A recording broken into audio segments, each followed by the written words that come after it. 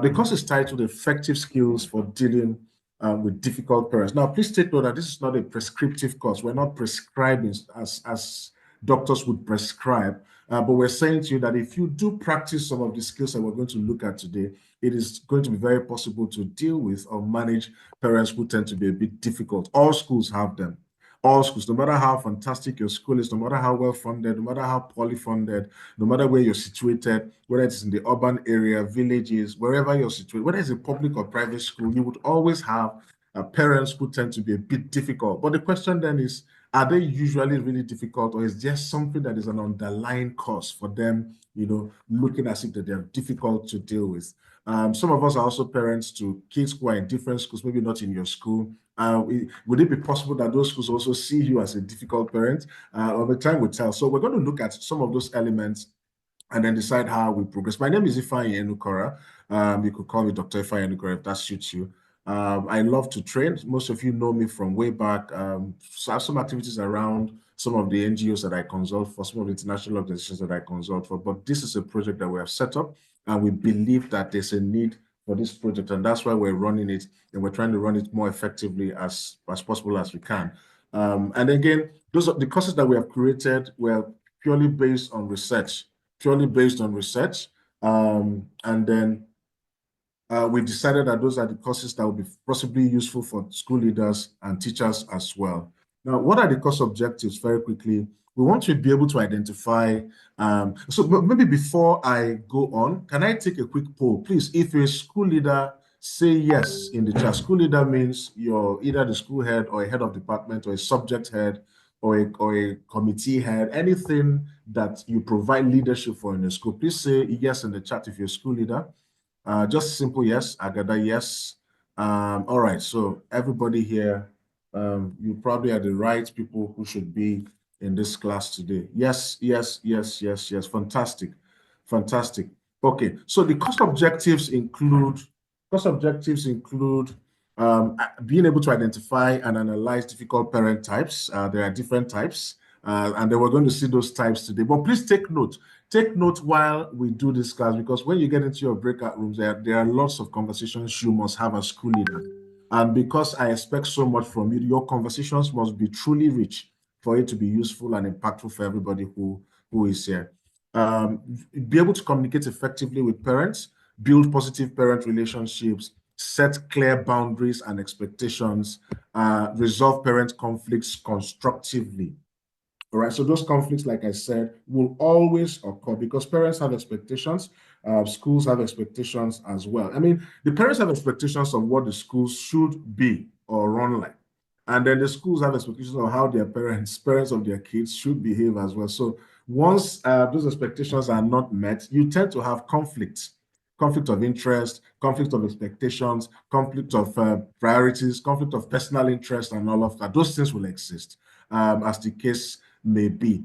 All right, so let's look at, and then I've been able to apply the skills in real world scenarios. I want you to look at this quote, and then anybody who is willing to explain what he or she understands can raise his or her hand, and then I'll call you to explain. Please, this class has to be as interactive as possible. It's not me dishing out information. You even know more than I do in terms of school leadership. My job is to facilitate this conversation, and I won't pretend like I know much, although in the last 13 years, some of you know me well. I've trained over 30,000 educators across Africa. So, but that does not make me more experienced than you are, because you are the school leaders. You are the ones who are on ground.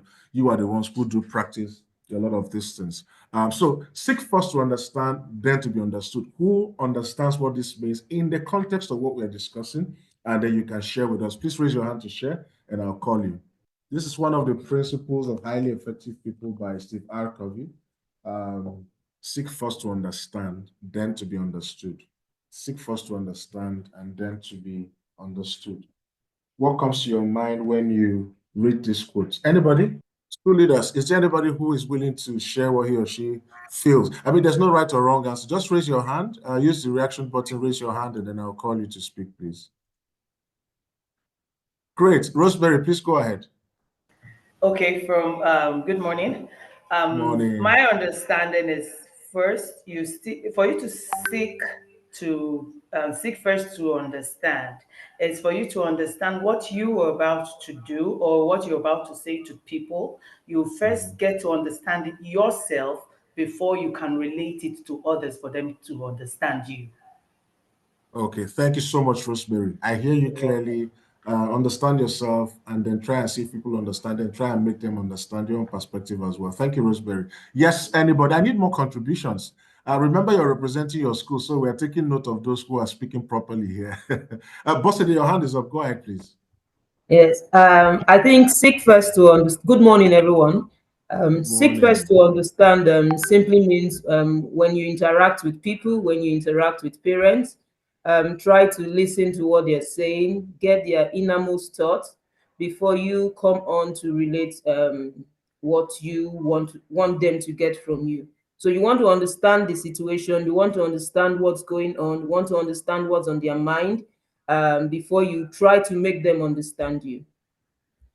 Fantastic. Try and understand things from their perspective, listen to them, and then you then have to then push for them to understand yours. But you must listen to them. You must try and interpret what they're trying to try and interpret the emotions, read the emotions, including their body language. Just try and understand these parents and then make them understand your view as well. Fantastic. Any other person, please? I think in the chat I have Hajara Sani who says, give listening ear to the parents, and then you can make them see from where you're coming from. Fantastic. Fantastic. Can we get one more input? The man in the house, where are you? Can we get one more input? Just one more, and then we proceed. Okay, so probably you have to start calling names if the men won't raise their hands up. Let me see. I can't even tell from here. Okay. Anybody wants to share any more comments about this? It's important that you understand this code because it drives to the heart of what we're trying to discuss today. You know, okay. Ukiwe Otisi, I like that name. I think I completely agree with Bosse. Yeah, okay, yes, I think Bosse made the point, even though every other person made almost exact point, but I think she drilled down clearly to what the issues are. So the idea is clearly around this quote is that every time within human interactions, what tends to happen is when you have a conversation with anybody, whether it's in form of argument or just communicating or you're just discussing an issue or an event, what tends to happen is that we tend to speak more from our perspective, even without trying to listen to what that person is trying to say, even without trying to understand from where they're coming from. We usually try to drive our own perspective, drive our own understanding and meaning of what we see. And Steve Arcovy is saying that to be an effective leader, to be an effective human, to be an effective personality, you must first of all try to understand things from the other person's perspective. And when you do that, it is quite easy for the person to start seeing things from your own perspective. That means you're the one who is playing the bigger role. You're the one who is the bigger personality. When you listen to the other person without screaming back, without shouting back, without trying to push your agenda forward, you're the bigger person. The lesser person is the one who is always trying to tell you when you meet, so for example, you meet somebody, maybe you just finished graduating from the same university, maybe you've seen after 5 years, this person start telling you, you don't understand what is happening in Nigeria. In fact, when I moved out, in fact, when I did this, without even listening to you, and then the person probably end the conversation without you saying anything. Now, this is saying no. First of all, try to understand things from the other person's perspective, and then you will be then understood. And so with parents, we have to have this mindset when we deal with parents. We have to have this mind. Now I'm laying the foundation so that we then have sort of a balancing act to it. Salome said, blessings. Please mute your mics. Please mute your mics. Okay. Uh, Blessing says, have a proper knowledge of what you want others to understand from you, okay? And then Salome says, listen to whatever the parents have to say, allow them to pour out whatever is in their heart, then make them understand where you're coming from. Fantastic. I mean, I'll probably give a round of applause to all of you because you've said the right things in the right way. Okay, so let's move on. What do you see on the screen? What do you see? Do you see 3? Do you see 4? Anybody? Remember, you can unmute your mic. Just raise your hand. I'll call you to speak. Can you see 3? Can you see 4? And why is this image important? Anybody wants to speak? Please raise your hand if you want to speak. Yes. Oh, hands are going up. Agada, please go ahead and speak. Unmute your mic and speak.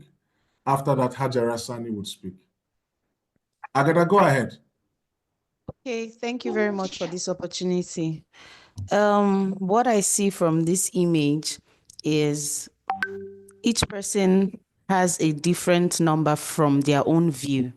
So on the left side, I can see 4, while on the right side, it is 3, which says the same thing. Try to see where the person is coming from, understand what the person is trying to say, because it might not really look the same from where you are standing, basically. Fantastic. Fantastic. Thank you so much, Agada. And all of you have very lovely teacher voices. I love it. Hajara, your hand was up and then it went down very quickly. Please say something, Hajara. Okay, good morning. Morning. It's because she said what I wanted to say. It's just seeing things from different perspective. You can see a 3, you can see a 4, and you can even see more than that. So that's just the summary. Fantastic, Hajara. Fantastic. Yes, you and Agada have said almost the same thing. You can see things from different perspectives. I'll probably read the chat and then I'll come back to the slide. She to first try to listen and understand what others are saying without judging them. Fantastic. And when you truly understand it, becomes easier for them to listen to you. Fantastic. I see 4. The image is important because everyone has their own perspective. Halima Baba says, I see both. Halima, that's you. Are you a Susi? I like that. Ukiwe, did you raise your hand in the chat or Ukiwe, did you raise your hand? Okay. I was doing a thumbs up for the comment there. Oh, okay. Yeah, but then yes, I think it's all about perspective. Both are correct, depending on where you are looking at it from.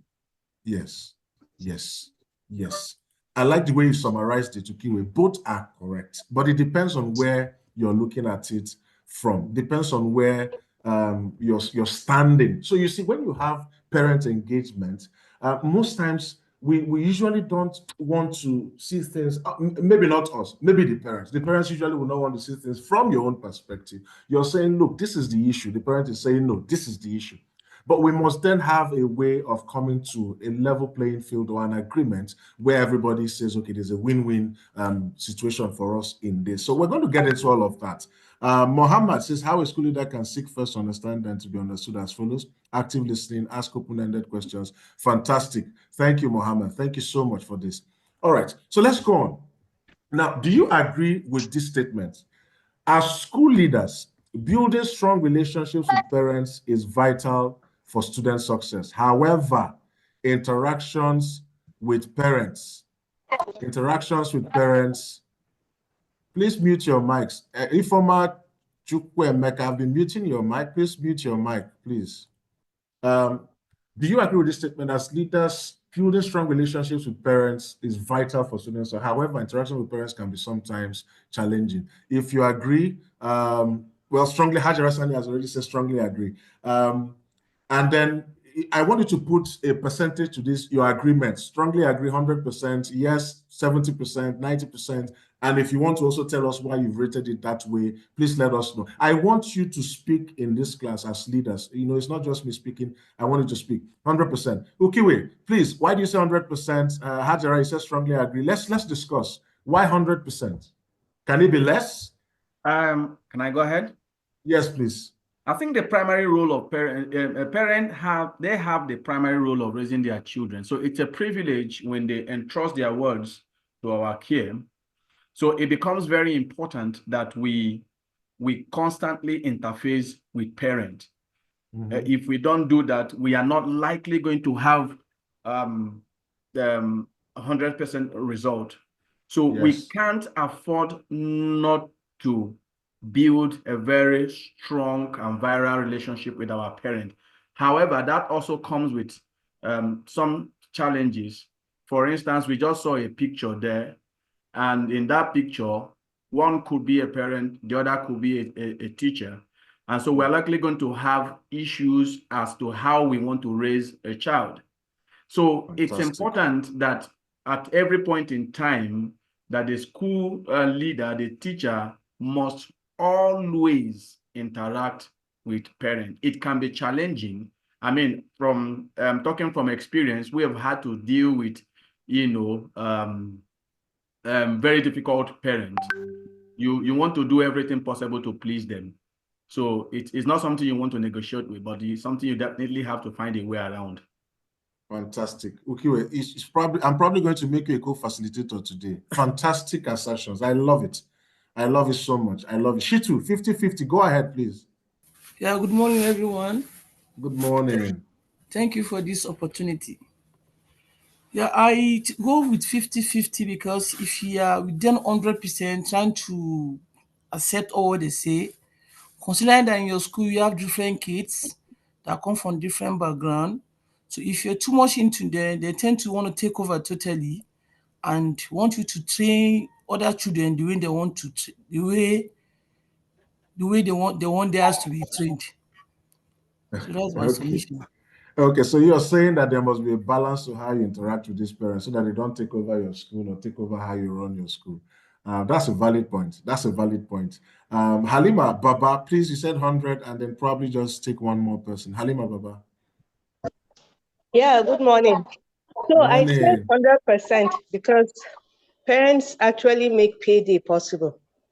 So as even if the child is happy with the school, but the parent is unhappy, the child doesn't have any option. The parent can withdraw his child and take him to another school. You understand? So we try our best to balance the needs of the parents, the school rules and policies, so that we can get along nicely. Fantastic. I like that. I like that. I mean, parents determine the payday. Without them, there's no payment, there's no salary, there's no money for logistics and all of that, for running of the school. But again, yes, we also need to strike that balance, all right? And I like the way you've asserted, Halima. Thank you so much. Finally, Salome said 70%, but we'll probably not take that point because of time. And then, but I've read it. Salome says 70%. Agada says I agree. Uyo Benedicta says I strongly agree with about 95%. However, there should be limits and boundaries. We will talk about limits and boundaries as we go along. So thank you very much, everybody, for your contributions. Now, do parents, after all we've said, 90%, 50%, 70%, do parents make you feel like this sometimes? And why? Do parents make you feel like this sometimes, and why? You can write in the chat. You don't have to respond. Just write in the chat. If parents, you're just, once they just leave your office, you're looking for where to hit your head and you're just angry. Do they make you feel like this? It can be on the phone as well. It can be through their email. It can be a message they've sent to you. Do parents make you feel like this? You can respond in the chat. Just say yes or a no. A yes or a no. Can we mute our mics, please? If you have kids around you, this is send from Okay, so Hajara says, lol, yes. Agada says yes. Blessing says yes. Halima says sometimes they do. Uyo says, yes, they do, especially when they say this statement, I know my child is more like you're laying accusations. Fantastic. We're going to get into all of these conversations, Uyo, when parents make certain statements that looks like you're witch hunting their children. And you can't blame them. I mean, this is no. I've not seen any parent. I mean, but maybe in very few occasions where a parent that doesn't say my child is the best, my child is the most brilliant, my child is the most exciting to look at. My child started reading the alphabet when she was 3 months in the womb. Most parents would say that. It's the same way parents would tell you when they were growing up that they used to have the best results in school. No parent would talk less of their children. Yeah. Ukiwe says yes. This is regular experience for teachers. Chito says yes. Adeomo says yes. So I mean, you can't fight them. You can't. Even though you meet parents that you can physically beat, but you can't because the law does not permit you. And then the school authority will not allow you assault a parent. And the school authority will not allow you fight a parent. But I'll make a point here because I train leaders on how to manage their staff effectively for schools as well. And I'm saying this point because I have found a lot of private schools will rather water down their teachers in front of the parents just to curry favor in front of the parents. Don't do that. Don't do that. If there's a case between your teacher and a parent, scold the teacher privately, not publicly, but take responsibility for whatever has happened. Just You don't have to tell the parent. That's what I tell this teacher every day. He doesn't hear. This particular teacher, he doesn't hear in front of the teacher. You don't do that. Don't water down the relevance of your teacher in front of the parents. So school them publicly, privately, but then chastise them privately as well, but not publicly, so that they don't lose trust in how you manage them. Masood says yes, they do. Salome says my child don't tell lies. Yes, Zulai says yes, they do. Okay, now what makes a parent difficult? Because we've been talking about difficult, but what makes a parent difficult? It's important, according to what we have here, that you remember labeling a parent is a difficult thing, and if you label a parent as difficult, it can be subjective. What makes a parent difficult? Have you noticed that some teachers will label some parents difficult, but some teachers will tell the other teacher, no, I don't have a problem with that parent. I don't know if you've ever experienced it, where one teacher is saying this parent is not difficult, another is saying, or a group of other teachers are saying this parent is difficult. And there are instances where everybody agrees that this parent is difficult. That instance can happen where everybody is in cahoots and we're saying this parent is difficult. But there are situations where people have various or varying opinions about a particular parent. So it can be subjective. Now, but sometimes these behaviors can stem from underlying concerns. It can be something around anxieties or miscommunication. And we're going to look at all of these things and how we deal with them. But what are some types of difficult parents behaviors that you know? What are some types of difficult parent behaviors that you know? I'm going to list some, and then I'll ask you to list some if you know them. The angry parents. Who can describe how this angry parent behaves? How do they behave? Anybody wants to unmute their mic and talk. How do these angry parents, or how does an angry parent behave? What is their behavior? What do they do? What do they say? Anybody who wants to role play?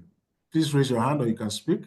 Okay. An angry parent can come to the school, come to the office, and start talking at the top of his voice.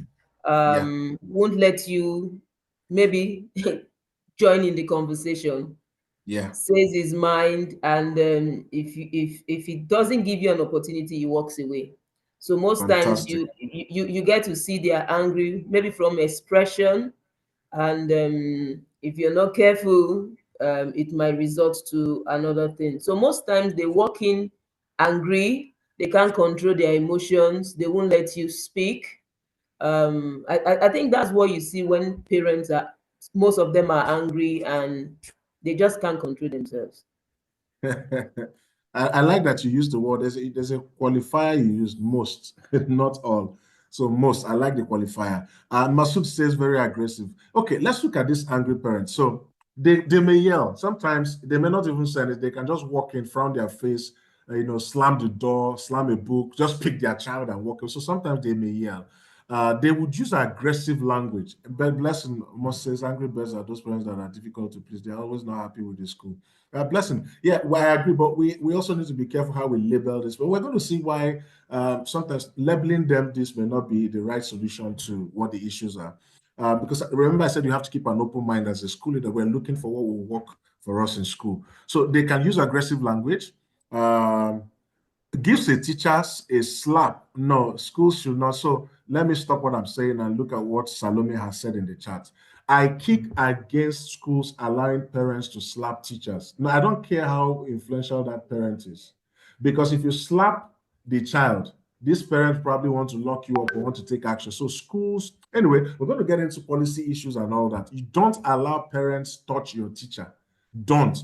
Even if it's your last resources, fight that kind of injustice. No matter what the teacher has done, you don't allow a parent slap a teacher. The teacher is not a slave to the parent. The teacher is not a slave. The teacher is your staff, works for the school. It does not equate to slavery.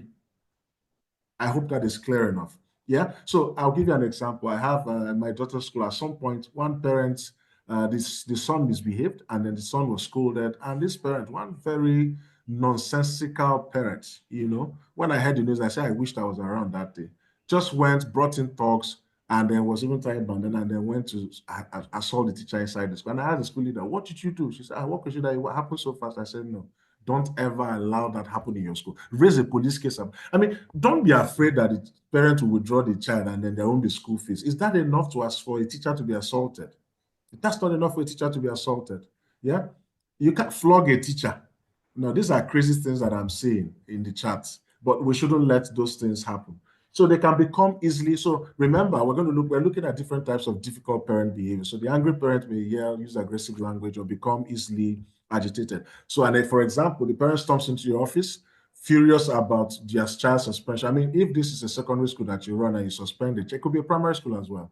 Start shouting at the receptionist. That is one sign that this is an angry parent who is speaking. Salome, your hand is up. Please go ahead. Salome, your hand is up. Please go ahead. Okay. As she's not speaking, Okay. she too says, Good morning, everyone. morning. I want to thank you, sir, for this great opportunity to be here this morning. Talking about angry parents, because I've experienced a lot of them. Some will just come in angrily. Where is the teacher? Where is the teacher? I want to see the teacher and all that. And slapping the teacher. Sometimes they will just look at the teacher from head to toe and say, is this the person? Do you know that kind of a thing? Washing down the teacher anyhow, just talking to the teacher anyhow. So all these kind of parents, what can someone do to them? Because I've come across a lot of them. I think you're jumping the gun, Salome. We're still in the course and it will end by 12. Oh, so okay, we're sir. going on. All right. All right. Okay. So let's go. Okay, Salome, your hand is up. Please put your hands down. Blessing, your hand is up. Please go ahead. Blessing or Mosso, your hand is up. Please speak quickly because of time. Okay. So you have the angry parents, and then this is an example, storms into the office, furious about their child suspension. Okay, hello, sorry, sir. Hello. Yes, go ahead, please. Okay, like she said, we had, like in my school, we had an issue that something happened and the parent did not even care to know what's really transpired. She just came to the school, in fact, came with a whip and reacted, started flogging the teacher. So such parents, although it's not something that is often, are we going to classify such parents as angry parents also? Yeah, that's a good question. But the question to ask before I answer your own question is, what did you guys do about that situation? Did you let it slide? Did you let it did you wash it under the carpet or sweep it under the carpet? What did you do? Okay, actually, the husband of the person that did that actually apologized on her behalf. Okay, so you accepted the apology without, yes. Okay, so next time, don't accept any apology without Okay. proper, yes, you must make some parents scapegoats. I mean, it's not you're not fighting, but as school leaders, you must, anyway, we're going to look at whether you draw policies and all that and communicate this policy. You come to our school, you assault our teacher, it becomes a case in the court. And even when the teacher is wrong, except if it's something that leads, even when it leads to something harmful to the child, you don't walk into a school environment. If it was a military school, you think that parents can go in and flog a teacher in a military school? They can't. But because schools have made it so easy for them to have access, come in, do whatever. No, we're going to talk about setting boundaries. You must set boundaries. And the boundaries you're setting is to protect even the parents themselves so that when they are angry, there's a layer of happenings before they get to the point where they can access. Why would they be able to access a teacher? All right. So anyway, Alima Baba, your hand is up. Please go ahead and speak. This example actually happened in my school where a child was suspended, but because of the way the information was passed to the parent cannot go and meet the receptionist, the principal had to come directly to me since the suspension came directly from me. So I stand to be corrected, but then since the parent approached me, expressed his anger, I explained, and we later on came to mutual understanding that this thing that happened cannot repeat itself, and so. But the suspension was still carried out. That's the way Halima Baba, that's the way it should be. I like that the suspension still happens so that it passes a message to the parents and the child that you can't do what you like and get away with it. Imagine all the students behave like that student and all parents behave like his parent or her parents. You know, you will have chaos. So you're trying to manage an organization. Part of it is also that you're setting boundaries that parents or children can never cross. And all the school leaders here must understand that it is your responsibility. The first class we had, and I say this to leaders everywhere, if you've ever been in my class, I say this, you are the weather condition of your school. It's raining, you're the weather condition. It is sunny, you're the weather condition. And whether you're a head of department as well, if that department has problems, it's the leader that will hold, not the people who are staff in that department. So, Alima Baba, yes, I like that you stood your ground. I like that you allowed the suspension to still take place, even though the parents apologized. And I like the parents that had the confidence and then the boldness and the humility to even come and apologize. Some will not apologize. And imagine such a parent, the kind of training they are giving their kids. Those are the kind of parents their kids grow up and become hooligans. It's not far-fetched. You know, the fruit does not fall far from the tree. It's not far-fetched. They become hooligans, they become non-entities, they become a problem to society. Yeah, so anyway, let's go on because of time. Now, there's another one called the demanding parents. Who can give us an example of how this one behaves, the demanding parents? What do you think demanding parents do? What stands them out? As to why are they called demanding parents? Let's go on. Yes, please just raise your hand to speak so that we can manage the class, because I don't know who is speaking. This is Benedicta speaking. Okay, Benedicta, please speak, but next time, please raise your hand. You hear? I would say the demanding parent is that kind of parent that cannot be easily satisfied. You want everything at all the time. It's more like you just want to request. Your needs are insatiable. And when things are done, you don't even come back to say, oh, thank you, I got this. You still want more. Why is my child wearing this? No, you should have done this differently. Keep this child this way. You know, such kind of parents, you often wonder, how can I please them? How well will I please them? That's my own perspective of the demanding parent, always asking for more, like Oliver said. Fantastic, Benedicta, fantastic. I think there was a chat, they want more, they are never satisfied by Salome. Thank you, Benedicta. So because of time, now these people, demanding parents would always insist on special treatment for their child, or they make unreasonable requests, like you've all said.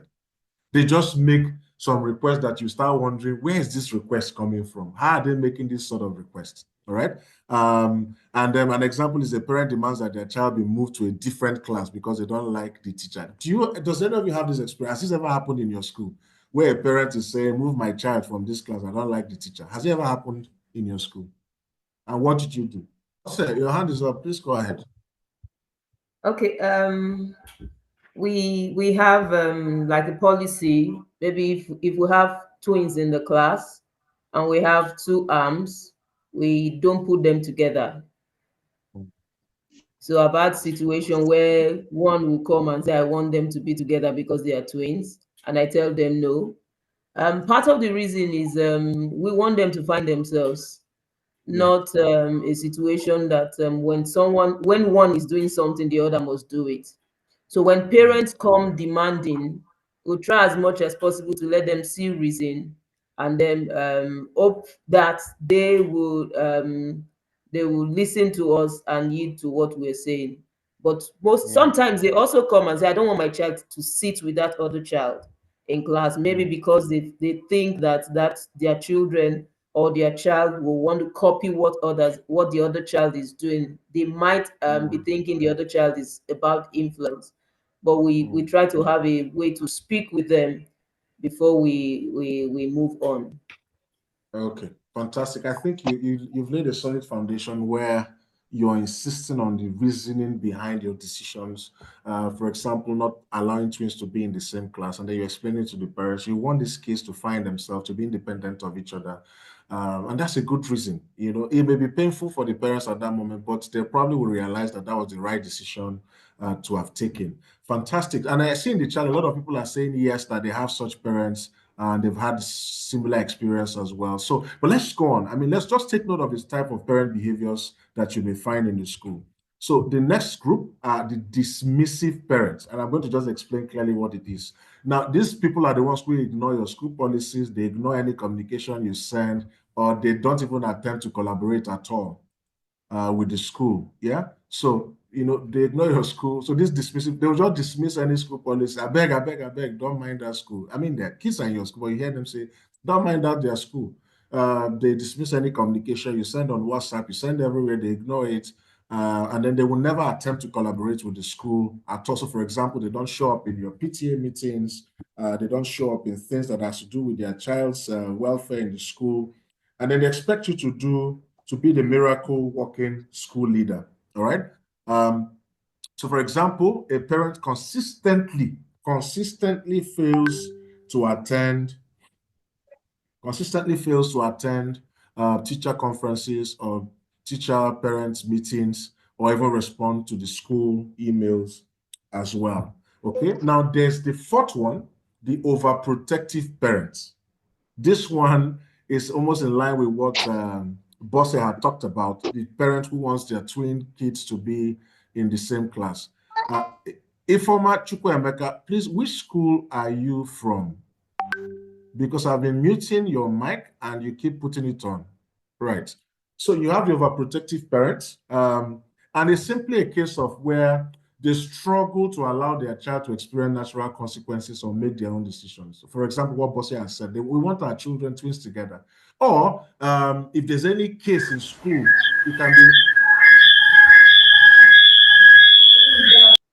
it can be between a child and another child, and then the parents just jump into school. They want to also fight the other child in support of their own child. So these parents cause several problems. So you have the dismissive parents who are overprotective parents who struggle to allow their children experience natural consequences. So, for example, a parent consistently or constantly intervenes in minor conflicts between their child and other students. They're always involved. Who is Tony? He's your classmate. I'm coming to that your school tomorrow. And then they come and make a mess of the school environment. They start shouting on top of their voices, and they start shouting on the kids as well. So this is 4 of the type of parent behavior. I mean, there could be more, but these are the 4 that I think we should just focus on because of the limited time we have. So you have the angry parents, you have the demanding parents, you have the dismissive parents. Remember who they are. They will never attend to anything. They always ignore your emails or ignore your policies, ignore your communications, will never want to collaborate.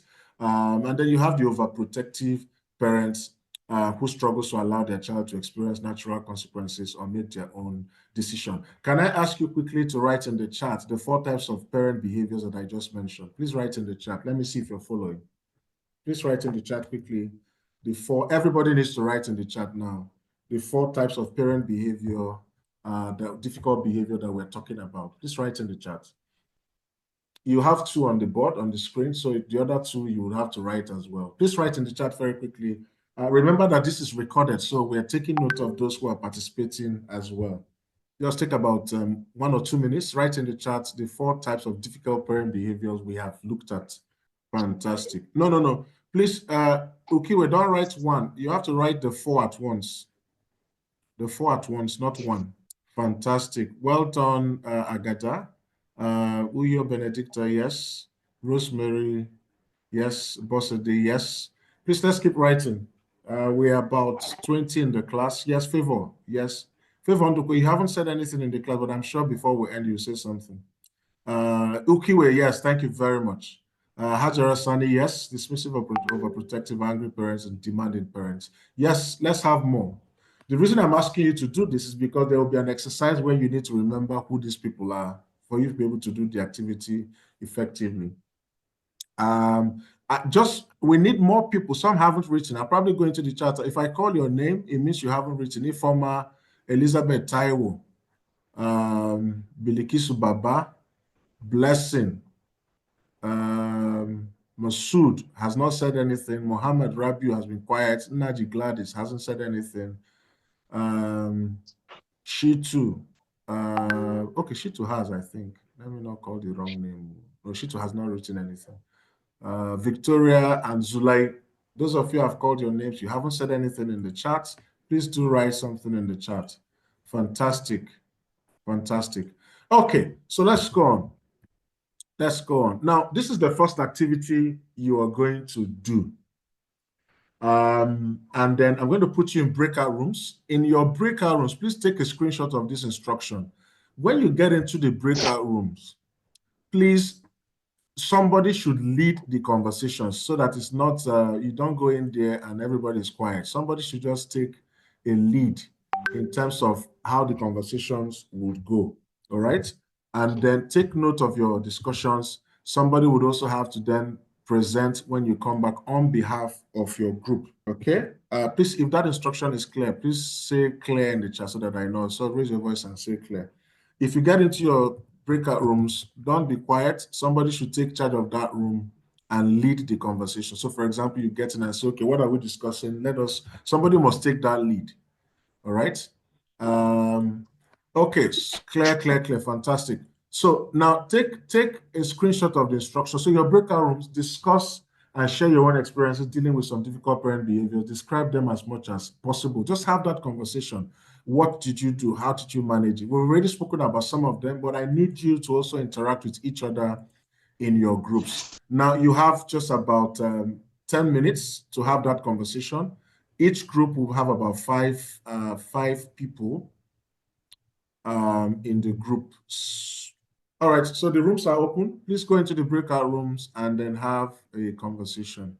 All right, I think we're all back now. And we're probably going to take just one or two quick feedback. Is there any group? So we had Daisy, we had Hibiscus, we had Sunflower, and we had Rose. Just before we even take any feedback, Mariam, I don't know who owns Mariam's Galaxy A12, and then there was Mohammed Rabi Abdullahi. Two of you didn't move at all to your breakout rooms. I don't know whether you're still in the call or you just signed in and disappeared. But as we go on, if we call names and we don't hear from them, we'll remove them from the meeting. Okay, so any group willing to speak, give us feedback, either Daisy, Hibiscus, Sunflower, or any group wants to share what they discussed, please. Please raise your hand if you want to speak. Anybody? Salome, go ahead, please. Okay, I would like to discuss with you what Mr. Okpeyemi discussed with us in our group concerning a child, a pupil in his class that called him that he's smelling. He told him that he's smelling, that we get him a perfume. So now relating that, and the girl was giving a letter of apology, to write a letter of apology back to the teacher, and both parents must sign it. And she will return it back to the school management, which she did. And later on, another thing happened in that class, that Mr. Okpeyemi slapped the girl, and the parents now came and referred back to this same issue that happened, that the teacher had not forgiven the girl. That was the reason why the teacher slapped the girl. And it was an issue which the school management invited both parents to come to the school, whereby Mr. Okpeyemi was asked to apologize to the pupil for slapping her, and he did. But we don't know what happened later. So he didn't give us full details what really happened later. Then okay. I want to discuss Rose Zone too, Rosemary's Zone, whereby in our school, she has two pupils that are cousins, and their parents want them to eat in the same plate. Whenever they are having their lunch, they want them to eat in the same plate, which that she usually take them to the dining table in the school for them to eat. So that's all I have to say. Okay, thank you so much. So the Rose own is not too difficult to deal with. The Miami own is the one we need to deal with. And yeah, so the Sunflower, you will speak after now. So get ready, Sunflower. Benedicta, you speak after now for Sunflower. Ukiwe, you want to speak or you want to add something? Your hand is up. Ukiwe, you want to contribute something? Go ahead. Go ahead. Let them finish, then I'll raise my hand again. Okay, no, you can contribute if you want. There's no. No. It's actually about my group. We had a little bit of. Okay. I'm coming. All right. Okay. So it's in terms of what me and the students were doing in class. I mean, if you attended our first course called the Emotionally Intelligent Teacher, you will see that we address some of these issues. We have said clearly, and that's another course that this program designed from scratch is not something that is common. A teacher must be self-aware. Part of being self-aware is that you understand what your triggers are, what are the issues around, how you even manage your emotions, to be able to manage the emotions of others. A child has said a teacher is smelling. I mean, that's a child. The teacher, he or she may be wrong. I don't think there was a major issue around. In fact, in the emotionally intelligent teacher class, an example was that a child told the teacher that his school fees is what they used to pay his salary. You know, no, so a teacher has been told that you're smelling, and you can take offense for it, but you don't. I mean, that's a child. If you were emotionally aware, such a thing should not move you. Such a thing should. And I find it very often now that teachers keep malice with their students. I mean, you're 30 something, the child is 15. You're keeping malice with a child you should be teaching. As long as there's no bodily harm, I mean, children can say whatever it is, but you can discipline the child. So yes, the school has asked the child to apologize on the parents' side. Now, what will warrant a teacher slapping a child? Now, that teacher, if as far as I'm concerned, should also be arrested, because you don't have a right to lay hands on a child, no matter the aggression, no matter the grievance. So if it was his colleague that said he was smelling, will he go and slap the colleague? Will he start fighting the colleague? And then he has not forgiven that child. And you don't keep malice. You don't. I say to teachers, the school environment is not where you make enemies or keep malice. You have enough problem from your village. Your village people are after you, so you don't need to have enemies while you're in school. The school environment is a professional environment. If someone insults you, has insulted you, take it up to the authority. The authorities will deal with it. And I think they dealt with it clearly. But because the teacher has been nursing a hurt in the past, that led to that altercation of slapping.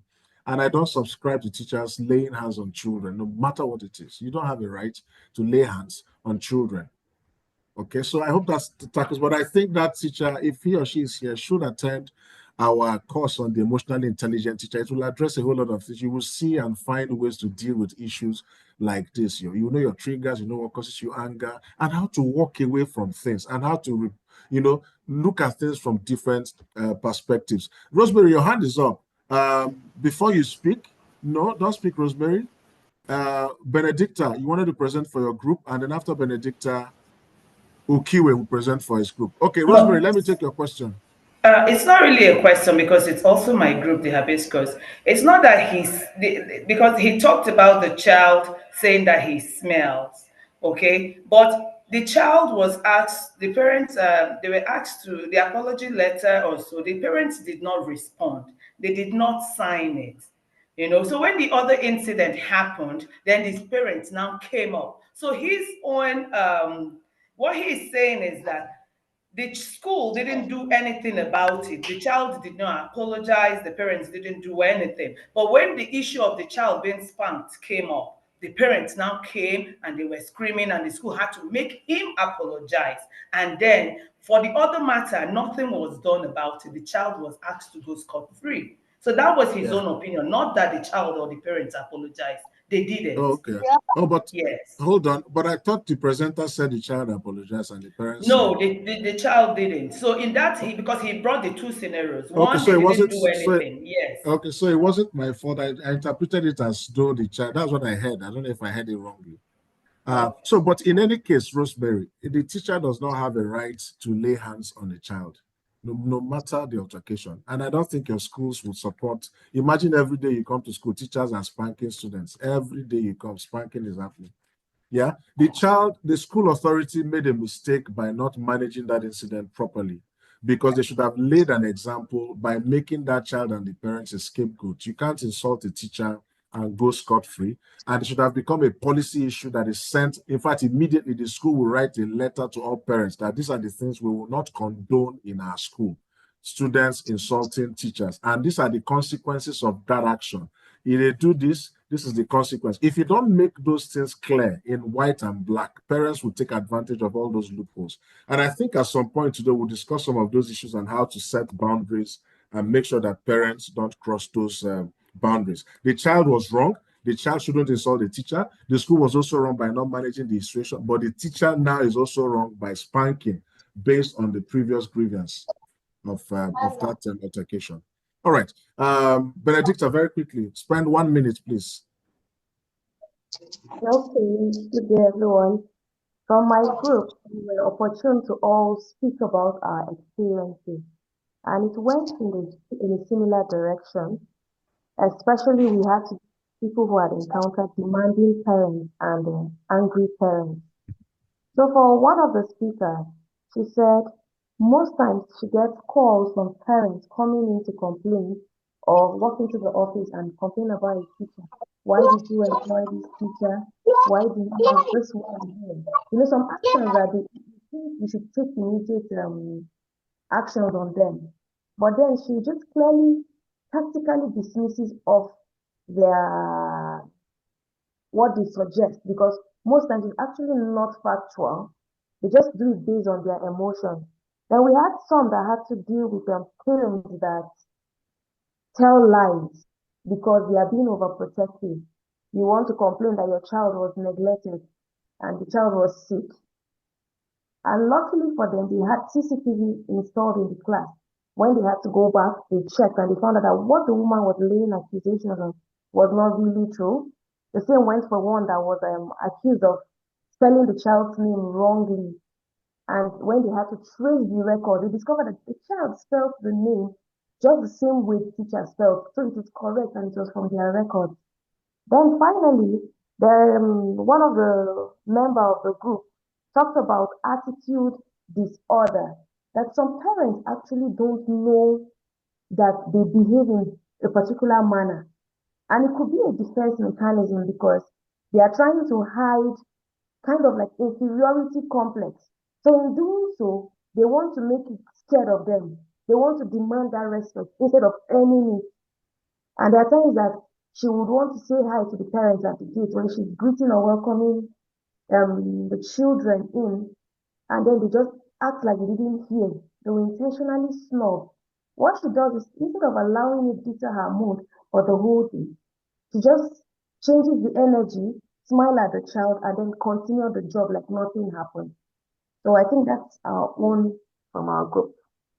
Fantastic. Thank you so much. You've presented so well. That teacher, the last bit, which I think I want to stay on, she did the right. Just ignore the parents. Don't let their energy influence your own energy for that. Because listen, if your energy is influenced before you get into a class, guess who would suffer for it, the repercussion? It's the kids, the students. You will just transfer, unknowingly you transfer the aggression to the children. And you don't have to do that because those children will spend at least minimum maybe 4 or 5 hours with you in that class, and then you're transferring the aggression to them. Thank you very much. I think Ukiwe, I think you're probably the last person to please go ahead, please. Okay. I at the point I lost network issues or whatever, but I think I love the way Muhammad, shared his experience. Muhammad, if you're here, please, could you mind, share your thoughts with us in our group? Which group was that?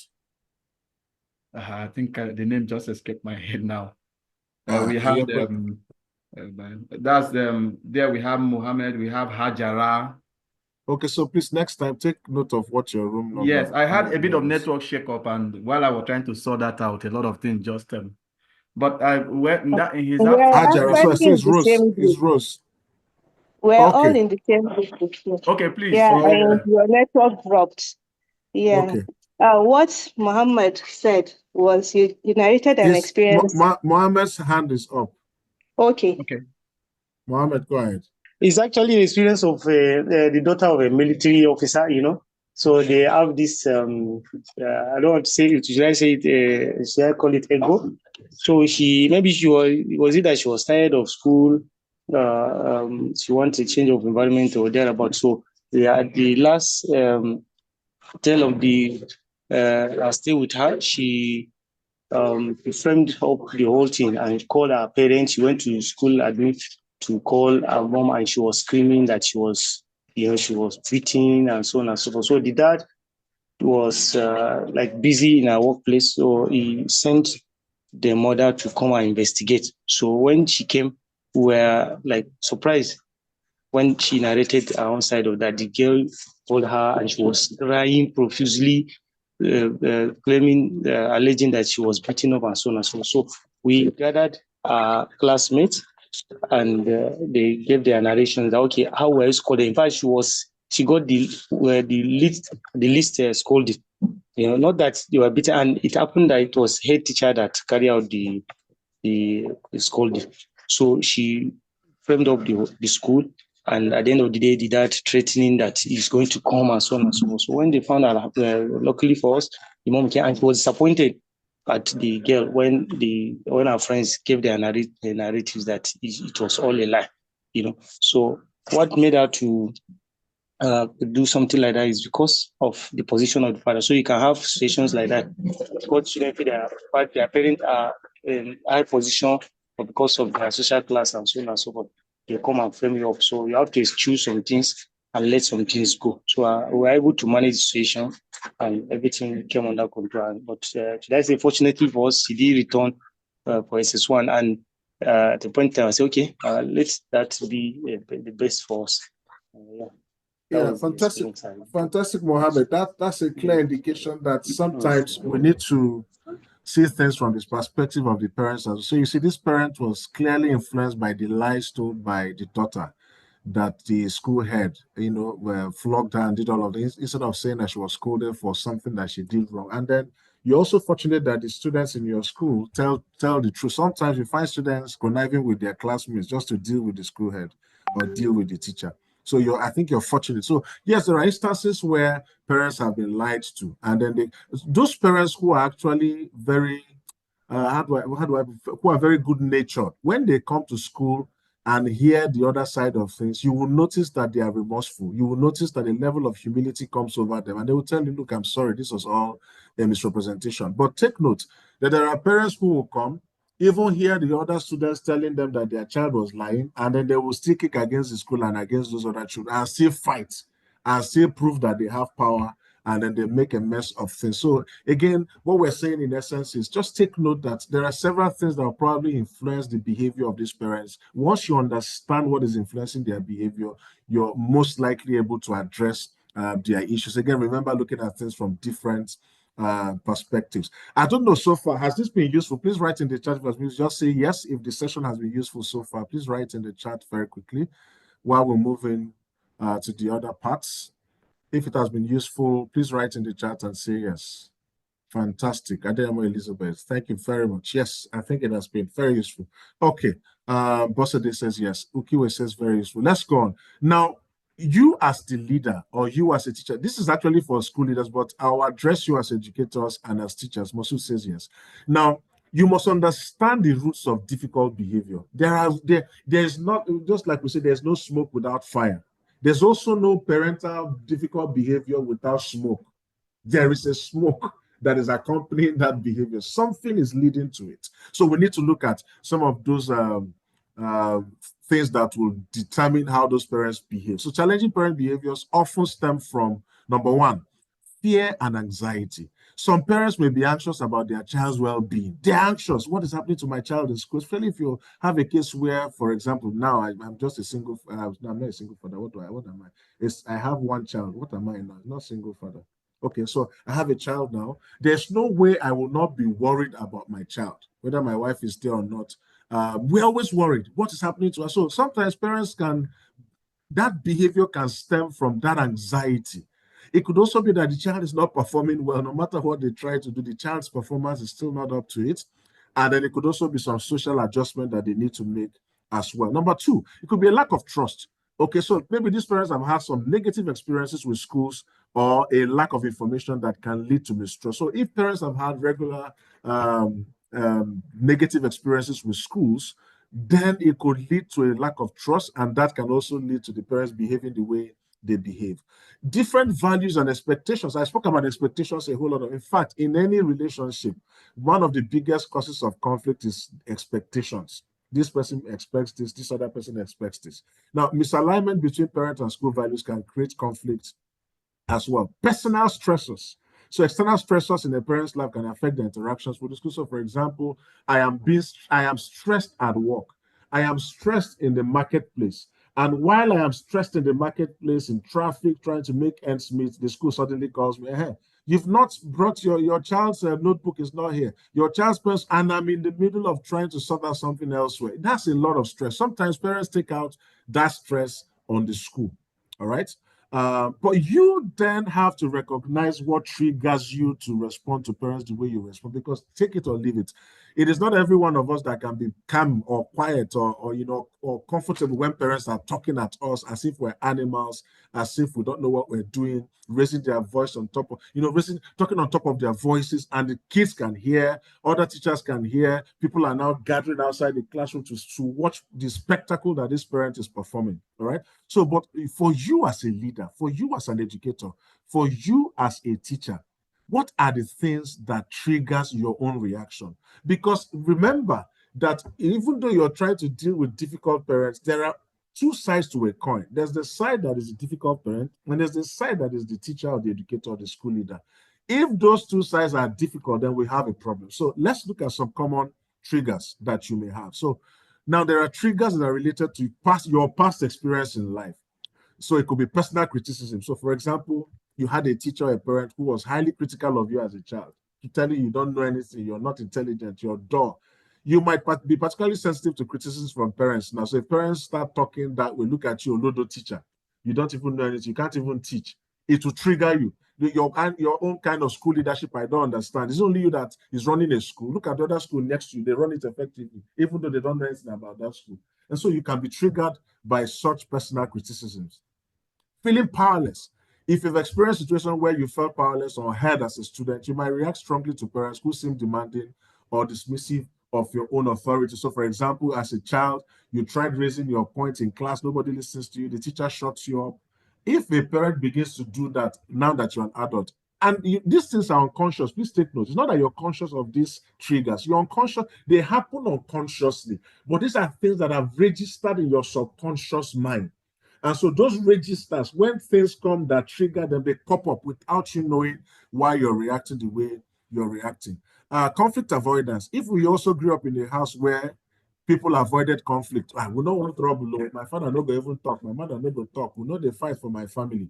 You might have a strong aversion to confrontation. There are teachers like that. Once the parents start shouting, they start crying, or they go somewhere and hide. I don't know if you ever have that kind of teacher.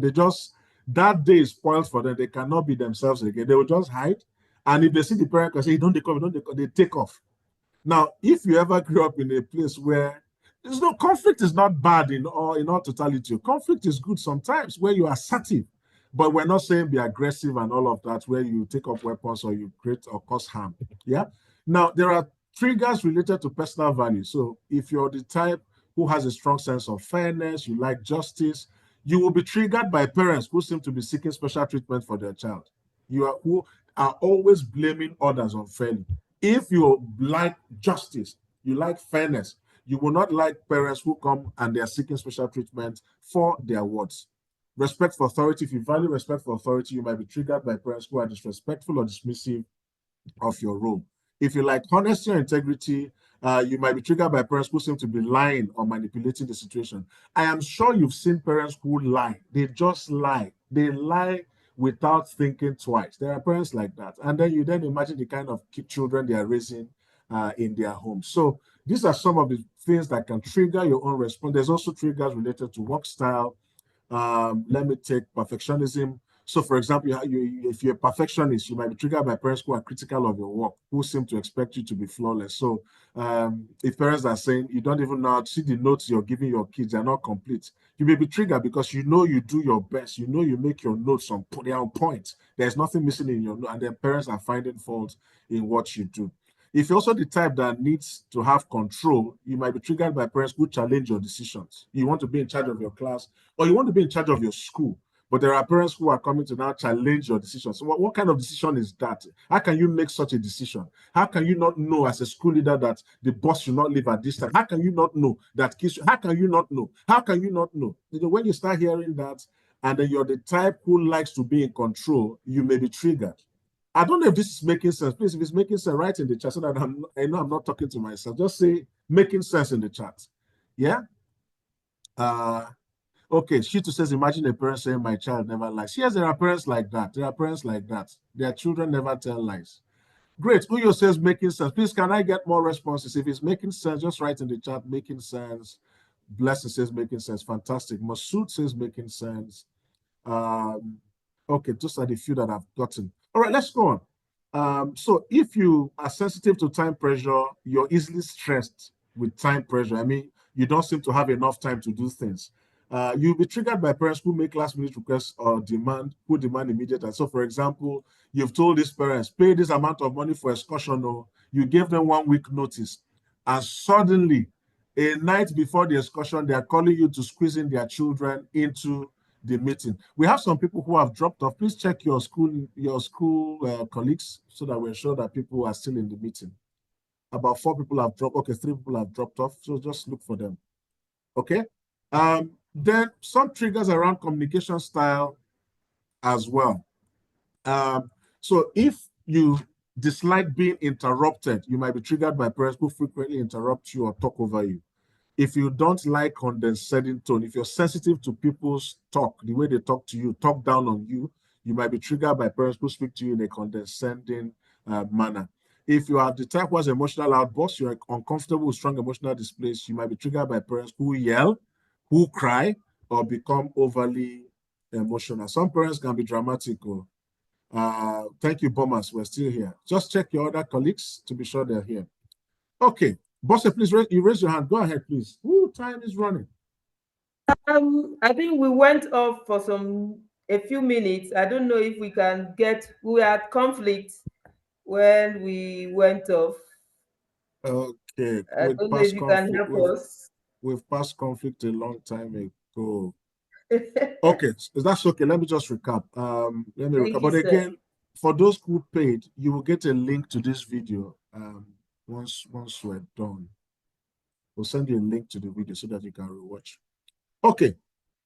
So let's go back to conflict. I mean, so you were there. So if you grew up in a house where people avoided conflict, they no one wahala at all, you probably will do the same thing when you have parents who come and trigger. You want to avoid them at all costs. There are people who run away from parents and avoid them at all costs. So we talked about triggers related to personal values as well.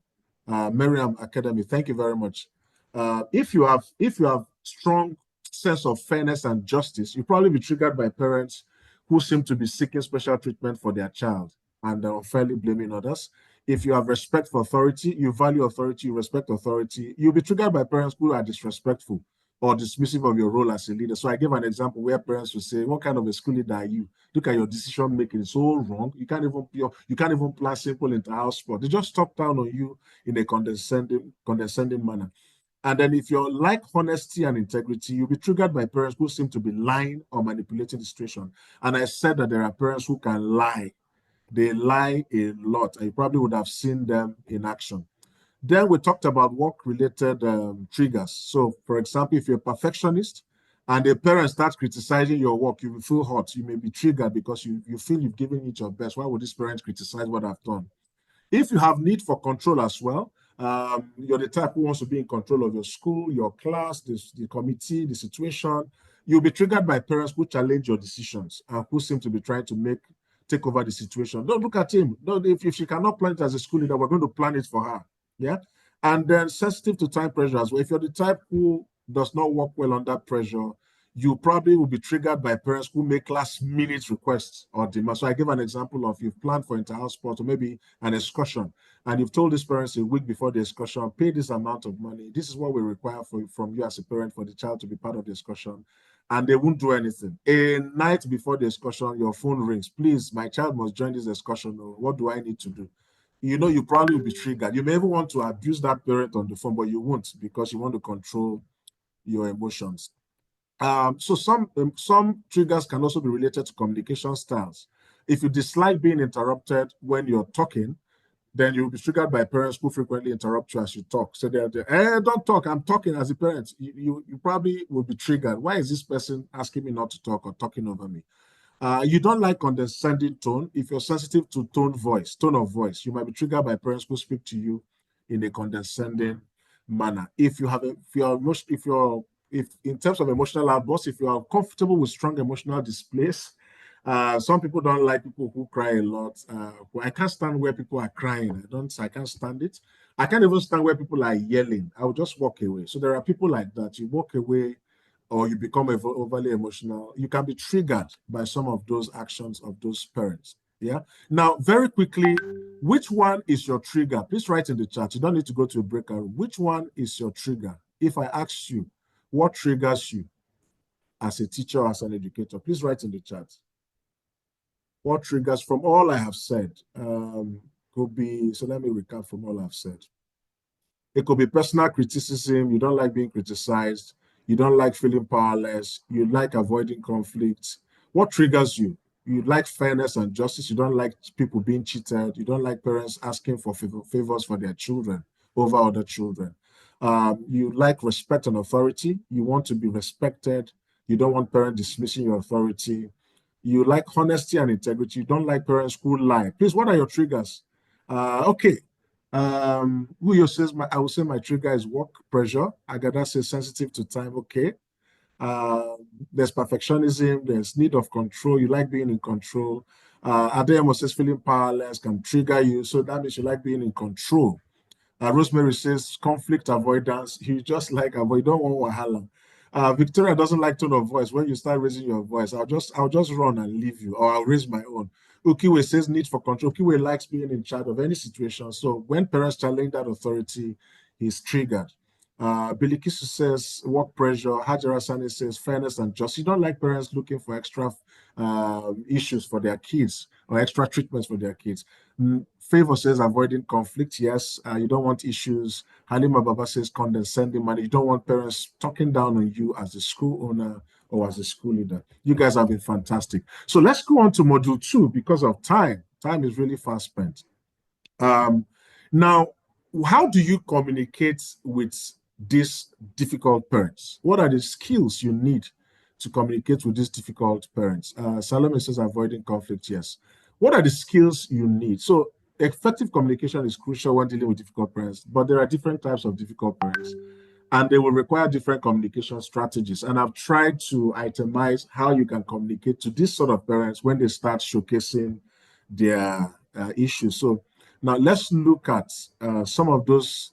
We remember angry parents would yell, is aggressive, and uses an aggressive language and all that. So how do you communicate with an angry parent? You have to stay calm and composed. You have to maintain a neutral tone of voice and avoid becoming defensive. There's a tendency, because of especially if you don't like condescending tone, you probably will not want to stand somebody talking to you anyhow. You want to get into defensive mode. You don't have to be. When you get into defensive mode, you start defending your actions. Why not? I didn't do that. I have to just be calm. Do you know that the most powerful people are those who can remain calm in the midst of an issue? Don't joke with such people. No. Anybody who can be calm in the midst of an issue, in the midst of a storm, in the midst of a conflict. So stay calm, stay composed, maintain a neutral tone. Don't raise it, don't lower it. Just maintain a neutral. Madam, I hear you clearly. I know you're angry. Right, madam, why are you shouting? Why are you also shouting? You're shouting and I'm shouting. We're shouting. We're both shouting. You don't do that. Acknowledge your emotions. There are emotions driving how they're doing what you're doing, and then there are feelings behind the emotion. So, for example, instead of condoning their behavior, you don't have to condone them. So, what you need to do is, I understand, madam, I understand you're upset. Really understand. There are school leaders who do this so well. You can never see them raise their voice. You can never see them change their attitude when they're dealing with these difficult, angry parents, because anger has a way of being transferred to the next person. And then once you pick it up, you also start reacting in that manner. And there cannot be two mad people in one place. All right. So validate their feelings by just simply saying, I understand you're upset with this thing that has happened. I really understand. But we need to find a solution that is workable for all of us. All right, madam. And remember, we respect your patronage. We respect that you have your kid in our school. So we don't want this to escalate more. Just talk in that way. And the parents will, I think it's in one of the holy books. I can't remember if it's in the Bible or Quran. It says a gentle tongue can break a bone. I think it's in Proverbs. A gentle tongue can break a bone. Now, the other thing you need to do is to create space. If necessary, move to a private location or suggest taking a break to de-escalate this. So you can tell the person, madam, I'm so sorry. Can we move to my office? Can we move to a library? Can we just move? Try as much as you can to move them away from that place. Some may not want to, some may want to, but guess what? The more you lower the temperature, the more they're likely to listen to what you're saying. But you also need to set boundaries. Clearly and firmly communicate expectations for respectful behavior. So the parent is angry, you've tried all you need to do. Also set the boundaries. So for example, you can say, look, madam, I am happy, or sir, let me not keep saying madam, sir, I am happy to discuss this with you, but I won't tolerate being yelled at. I mean, I've been trying my best to be calm. Don't yell at me. So set the boundaries. Once they are not taking what you say to them, I will not tolerate being, they cannot close your school down. You're the school head or you're the educator. They can't. All right. And then focus on problem solving. Once the parent is calm, and shift the focus to understanding the issue and finding the solutions. That's for angry parents. Let's look at the demanding parent. Again, remember, they insist on special treatment for their child. They are asking you for some unreasonable request. Make my twins be in the same class. Make my son and his cousin, or make my daughter and her cousin eat from the same plate. They can be unreasonable sometimes. So how do you deal with a demanding parent? What sort of communication strategies would you use? Listen actively, hear them out, but don't feel pressure to agree to their demands. Madam, I hear you, I know. And sometimes you can even be like, I understand you want this family union to continue, but this is a school environment and they are here to learn. We want them to be independent learners. We want them to be independent individuals when they grow. So our policy, like Boss has said, is that we will not allow them sit in the same class or be in the same class, but they can meet during break and, but we don't also allow people eat from the same plates as well. All right. Explain policies and procedures like I've just done. Clearly articulate the reasons behind school policies and why expectations cannot be met. Now, the other thing I want to say here for school leaders and school owners, every policy you have as it relates to parents, make sure your teachers are schooled. So every time you have your teachers meetings, let it not be a time to be judging teachers or punishing teachers. Let it be a learning opportunity. Anytime you have staff meetings, make sure your policies are well articulated for the teacher so that they can relate with parents better. Offer alternatives. So if possible, suggest alternative solutions that address the parents' underlying concerns without compromising the school policy. And then again, set clear boundaries. Boundaries will keep reoccurring. And people want to breach the boundaries. So that's why if you have, America is suffering it. They have boundaries, but people are breaching it. They have immigrants jumping in. You can't even talk about Nigeria because we say we have borders and there's no border at the, when you go to our borders, you won't see any border. That's bordering. You can border us. You have people, just influx of people left, right, and center. You can't tell who is a Nigerian or who's not a Nigerian. That's the problem. When there are no boundaries, people will trespass. People will abuse things. So firmly but politely reiterate your limitations and what you can and cannot do.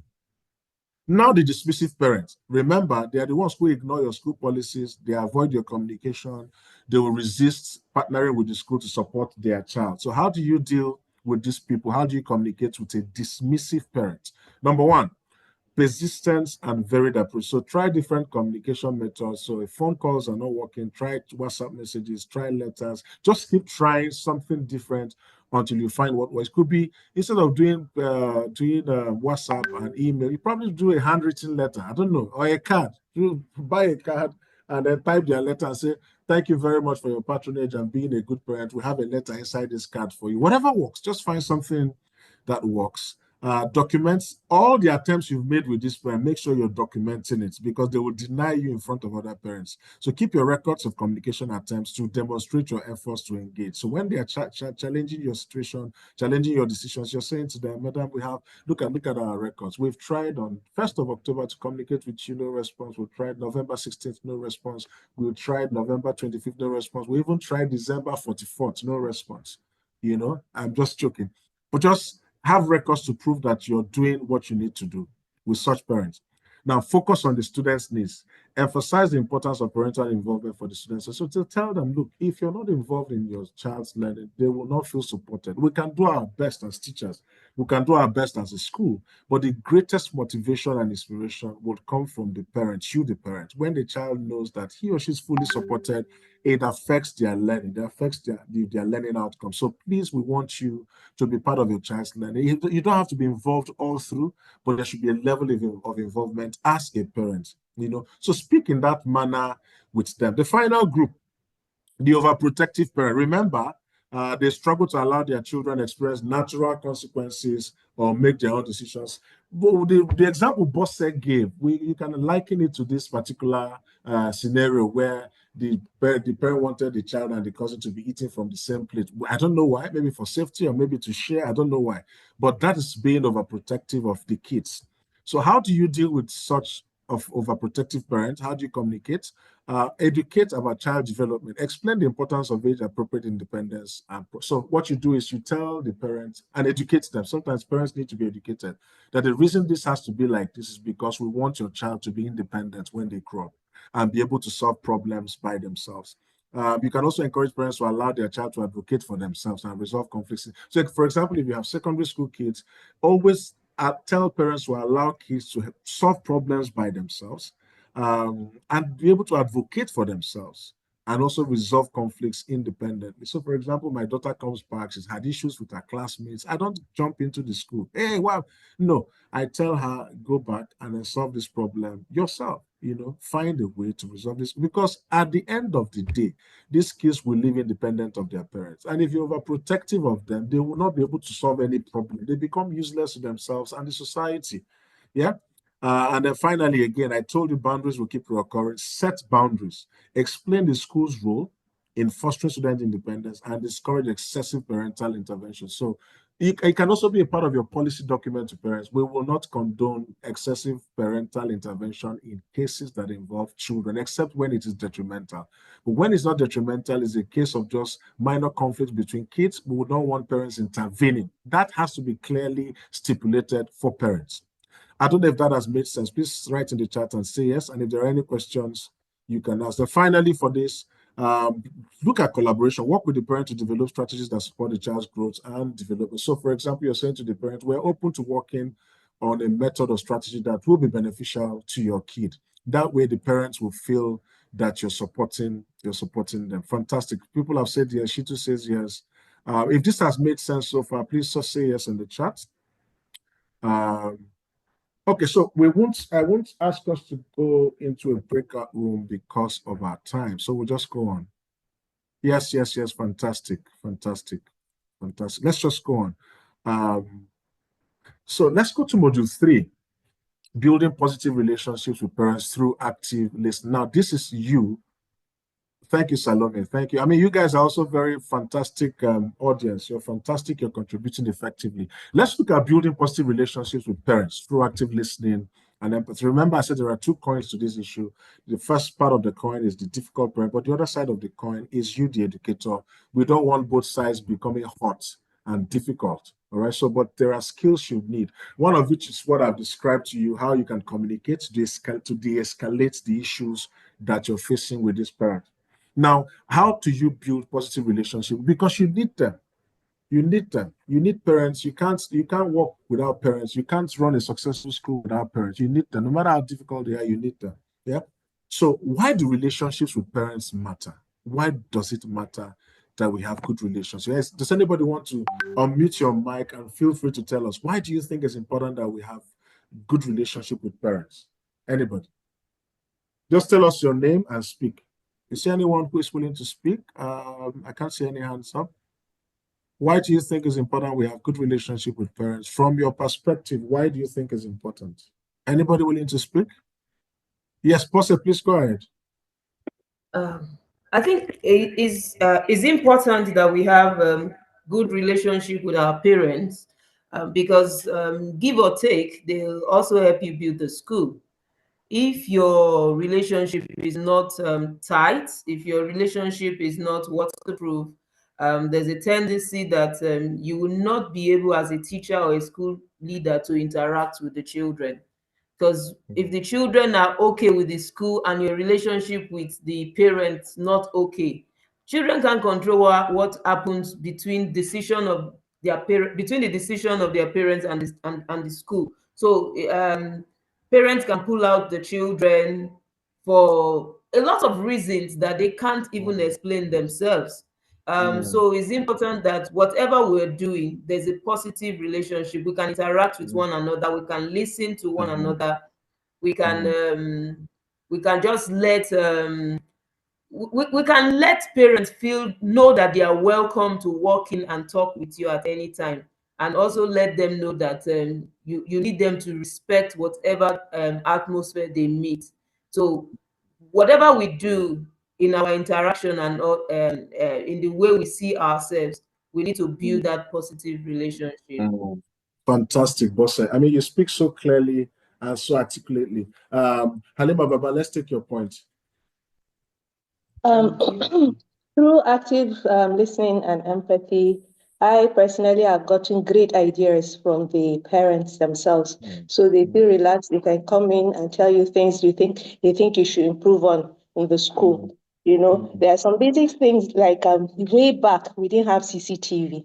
And one of the parents came and said, "Okay, why don't you people use CCTV? You can monitor your teachers." And that was like way back, like 15 years ago. So from there, we never looked back, and it's given us different great ideas also. Fantastic. So you see, Halima Baba, thank you so much. I mean, you're a great school leader, and then boss as well. There's so much to benefit from working closely with these parents. And sometimes these difficult parents may be the ones who are even more influential among your parents group. You'll be shocked that they're really, really influential. And then some of them, if you deal with them effectively, you know, if you win a difficult parent to your side, guess what? That difficult parent can become your affiliate, can become your spokesperson, can become your ambassador, can become your representative, can be the one speaking on your behalf. So no matter how difficult they tend to be, we can always win them to our side. And it's so important that we build that relationship because parents are the bedrock of what we do in our schools. Do we have to condone their behaviors? Oh, hell no, we don't have to. Remember, we said you have to set boundaries. Set the boundaries so that they are aware that the boundaries exist. But in setting the boundaries, we also don't want to throw them away. You know that saying, throwing the baby away with the bad water. You don't want to do that. And the example that you've given in terms of the parents suggesting that you have CCTV in the school could be as a result of what he or she has seen somewhere else. And because you have a very cordial relationship, they are feeling free to explain and sell that sort of idea to you as well. So let's move on very quickly. Now, okay, so we've said all of this. Positive relationship between school leaders and parents are the bedrock of triumph. I've said that. So when parents feel heard, when they feel understood, when they feel respected, they're more likely to do the following things. So when parents feel that you hear them, they feel that their voices are heard and respected. When parents feel that you understand them, and when parents feel that you respect them, they are more likely to do the following. So number one, they are more likely to partner in their child's education. So they want to be actively participative in their child's education. Okay, so I have some. Hajara says to bring out the best in the child, both education and morally. Adeyemo Elizabeth says without relationship with parents, the school can. The school can. Did you say the school can move forward? The school cannot move forward. You have to check if that's what you wanted to say. All right. So, and then so if the parents feel loved, feel respected, maybe not loved, feel heard, feel understood, they are more likely to participate in school events. Okay. They're more likely to participate in school events, support learning at home, communicate effectively with teachers once they feel understood. So take note, they want to be respected, they want to be understood, they want to be heard. Number two, they will support your school initiative. So if parents are, those three things happen, they want to support whatever it is you're doing, and they'll come and volunteer. They would also contribute to a positive school climate. They want to also resolve concerns constructively. So if your parents are on your side, they will not approach challenges with fight or with anger. They will approach it with a collaborative mindset. They want to collaborate to solve those, and they want to seek the solutions together with the school. So what is the power of active listening? We know this is part of his active listening. I have a contribution for this. Mohammed, 1 minute, please, because time is going. 1 minute, please. Okay, good morning, everyone. Building positive relationship as a school leader through active listening and empathy is crucial for several reasons. One, it enhances trust and respect, because active listening shows that you value others' opinions and concerns, fostering trust and mutual respect among between the parent and the school management. Then number two, maybe fostering collaboration and teamwork, because positive relationship encourages open communication, collaboration, and shared sense of purpose within the school community, which involves the parent and the school itself. Number three, maybe boosting morale and motivation, because empathetic leadership helps address personal and professional challenges. It boosts morale and job satisfaction. Then maybe number 4, say it can improve it improves problem solving and conflict resolution, because active listening, I agree that it ensures a deeper understanding of underlying issues, leading to more effective problem solving. That's all. Thank you. Great. Mohammed, thank you very much. Sounded so much like you're reading from somewhere, but we love the points that you raised. They are very important points to have raised. Thank you so much. Okay, so active listening is more than just hearing words. It's about truly understanding the message behind them. So when we say you're listening actively, it means that you're not just listening for the sake of, you're not just hearing, you actually listen. In fact, when I teach on communication skills, I say that there's a difference between listening and hearing. One of them is passive, one of them is active. So listening is very active, hearing is passive. And I usually give this example to know whether you're listening or hearing. So if you're driving, say for example, you're driving in Kaduna, and then you're driving and then your radio is on very low volume, and then you have passengers inside your car as you're driving in Kaduna. Then maybe you're heading to Malali from Baranawa, and then suddenly the news, you just hear in the news very slowly that the executive governor of Kaduna State, Al-Hadi Sani, has decided to give every teacher in Kaduna State, whether in private or public school, the sum of 10 million naira grant. What will happen to you at that moment is that you will increase the volume. You will tell others in the car, hey, that moment you did that, it shows you've started listening. Something has caught your attention. You want to listen more. That's the same way you must listen to these parents. You must show that interest that you're listening to them. All right. And it's about understanding the message that they're also trying to pass across. So how do you do it? You will give your undivided attention. One of the ways to do it is that you must make eye contact. We're not saying intimidate the parents with your eyes or your eye contact or be eyeing them, but look at them so that they know you respect them. Okay? Have you heard people when you're talking to them say, look at me, you're not looking, because the person feels you're not listening to them. Now, also minimize distractions when you're listening to the person and then you're pressing your phone or you're writing something and you're saying, be speaking, man, I'm listening to you. You're not listening. You can't do two things at the same time. You can't listen and then doing another thing at the same time while you're listening. All right? And then make sure your focus is on the speaker. Demonstrate your listening. How do you demonstrate your listening? Use verbal and non-verbal cues, like you can nod your head, you can say, oh, yes, yes, yes, yes, and you can summarize what you've heard. So if I heard you clearly, madam, if I heard you clearly, sir, what you're saying is that you want your child's grades to improve from what it is from last time. And that improvement must also show across all subjects, and in fact, also across all times of the session. Is that correct, sir? And the man says yes, or the man says no. Then you reframe again to be sure. Why are you doing that?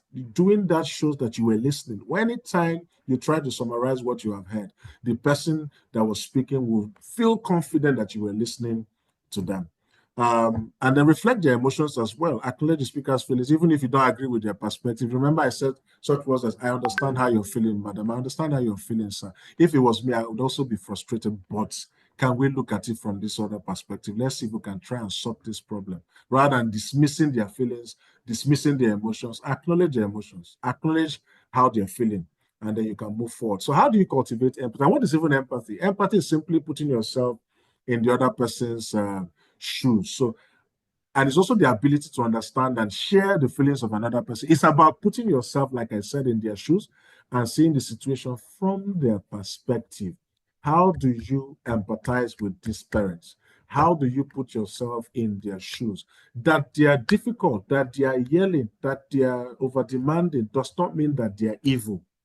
It is just a part of the expression. Doesn't make them evil, doesn't make them dangerous. It's just that they're expressing a part of them, and we must be empathetic. Could it be that this parent is coming from work environment where he or she has been stressed? Could it be that they've not even had food to eat over the days? Could it be that they are struggling to even find the school fees to pay? Could it be that this same child is also problematic at home? What can I do? You must show empathy. You must put yourself in that person's place to understand how they are feeling, to understand why they are doing what they are doing. So it means that as a school leader, when a parent comes with complaints and comes with issues, And I'm not saying it must be all issues that they are raising or that you must listen to. I'm saying those issues that in your mind, your common sense is telling you that this is right. What you then need to do at that moment is to remove the cap of the school leader and wear the hat of the parent. Once you wear that hat, you're also able to empathize with them. All right, so how do you empathize with parents? So recognize the emotions. I've said that. Pay attention to the parent's tone of voice, their body language, and facial expressions to understand the emotional state.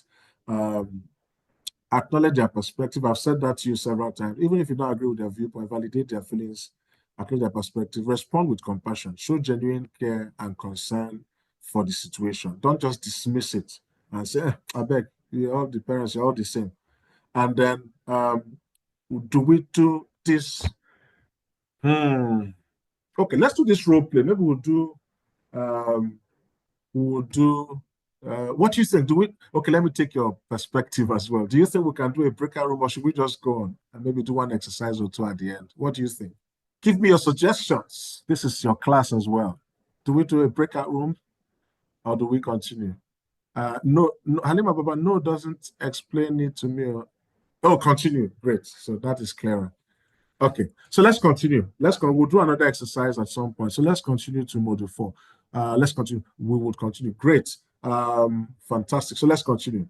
Fantastic. All right. Now, how do you set boundaries and expectations with parents? We've talked about, we started off from the beginning, understanding people's perspectives. First of all, try to understand before you're then being understood. We then talked about the different categories of difficult parent behaviors. We then talked about how they manifest. We then talked about your understanding yourself and what your triggers are. We then talked about how you can communicate with these different layers of difficult parents. And then we then talked about how to manage and show empathy and all of that. Now, let's look at how do we set boundaries? How do we set boundaries and expectations with parents? How do we ensure that once there's a red line crossed by a parent, we'll be able to address that red line? All right. So clear boundaries are essential for healthy, productive relations between school leaders and parents. And I think boundaries also are very important, even for you as a school leader and your teachers. There should be certain layers of boundary. Even though you operate an open door policy, does not equate to people crossing their boundaries and then doing things that they're not supposed to. So it's the same with parents. With parents, your parent relationship with your school, with you as a school leader. All right. Now, what are those boundaries? Boundaries will define roles and responsibilities. So it helps to clarify who is responsible for what, and it helps prevent misunderstandings and overstepping. You don't want people to overstep their boundaries. Yeah. Great. Thank you, Salome. I've seen your point in the chat. Thank you so much. So protect your time and energy, right? Help you manage your workload and avoid burnout by setting. So what would boundaries do for you? Boundaries can also help you manage, protect your time and energy, and help you manage your workload and avoid burnout by setting limits on availability and requests. So you can't be available for parents 24 hours. Not possible. Yeah. Promote respectful communication. I can help you establish clear expectations for how interactions should be conducted. And then it can help prevent escalation by providing a framework for addressing concerns before they escalate into conflict. That's why boundaries are so important, so that before things escalate, there's a framework for dealing with those issues. And those frameworks determine within which scope that you relate with these parents and all of that. So how have you set boundaries and expectations with parents? Maybe one or two leaders tell me before I get into the main points. How have you set boundaries with parents? What have you done to manage expectations? Anybody, please. See anybody who wants to share with us? How have you set boundaries? What did you do? What defined the boundaries? You can also write in the chat. Okay, yes. Agada, please, your hand is raised. Please go ahead. Okay. Agada, go ahead. Yes. Thank you for this opportunity.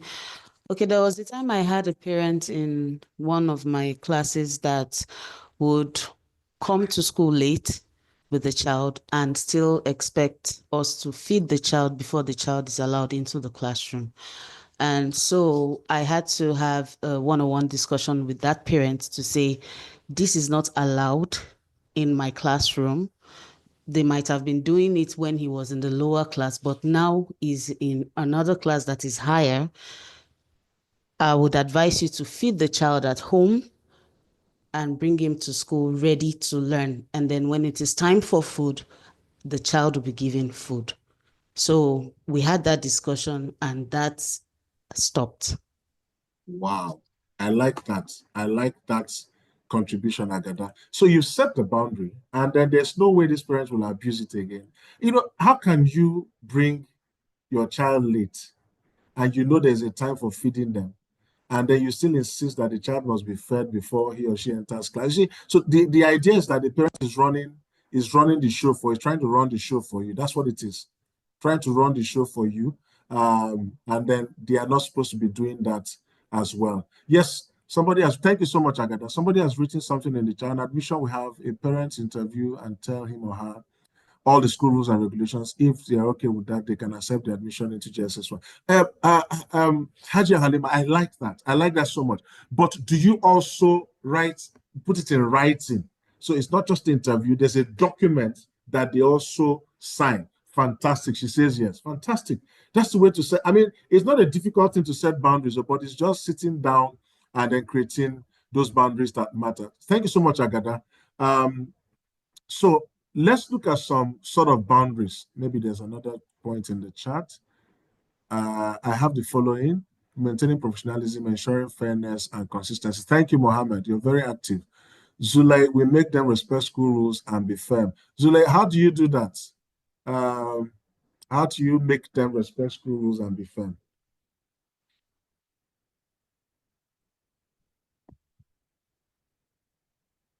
Okay. Benedicta, your hand is up. Go ahead. Okay, thank you for the opportunity. I wanted to say something about setting the boundaries. Is this Zulay or Benedicta? This is Benedicta speaking Okay, now. go ahead. Go ahead. Go ahead.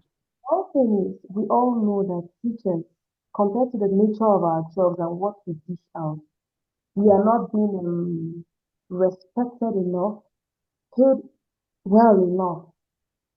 So it affects most of the teachers we find around us. You know, they don't look like your problem, but there are teachers that actually don't represent the profession well. You know, you just look pathetic and everything. And then you become a sorry face. Me, I always believe that in anywhere you go, dress well. Your personality should speak for you even without you saying a word. Now we find out that there are teachers who go about begging parents. If you don't set that boundary, and then they find out that you are hungry, you are always sorry to use this word, a beggy. They will do anything to you and then feel like, don't worry, we'll give him or her a little token.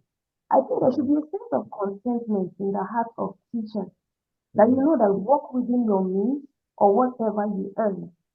No parent will come and talk you down if they know that you carry yourself in a very professional manner. The way you dress properly, that even if you have t-shirts, wash them, clean them well, and pass around. Work with confidence. And then you shouldn't always be caught unaware. When you want to say something, prepare your talk. Think well before you say something. You just don't drop a joke on a lighter note and it's not funny.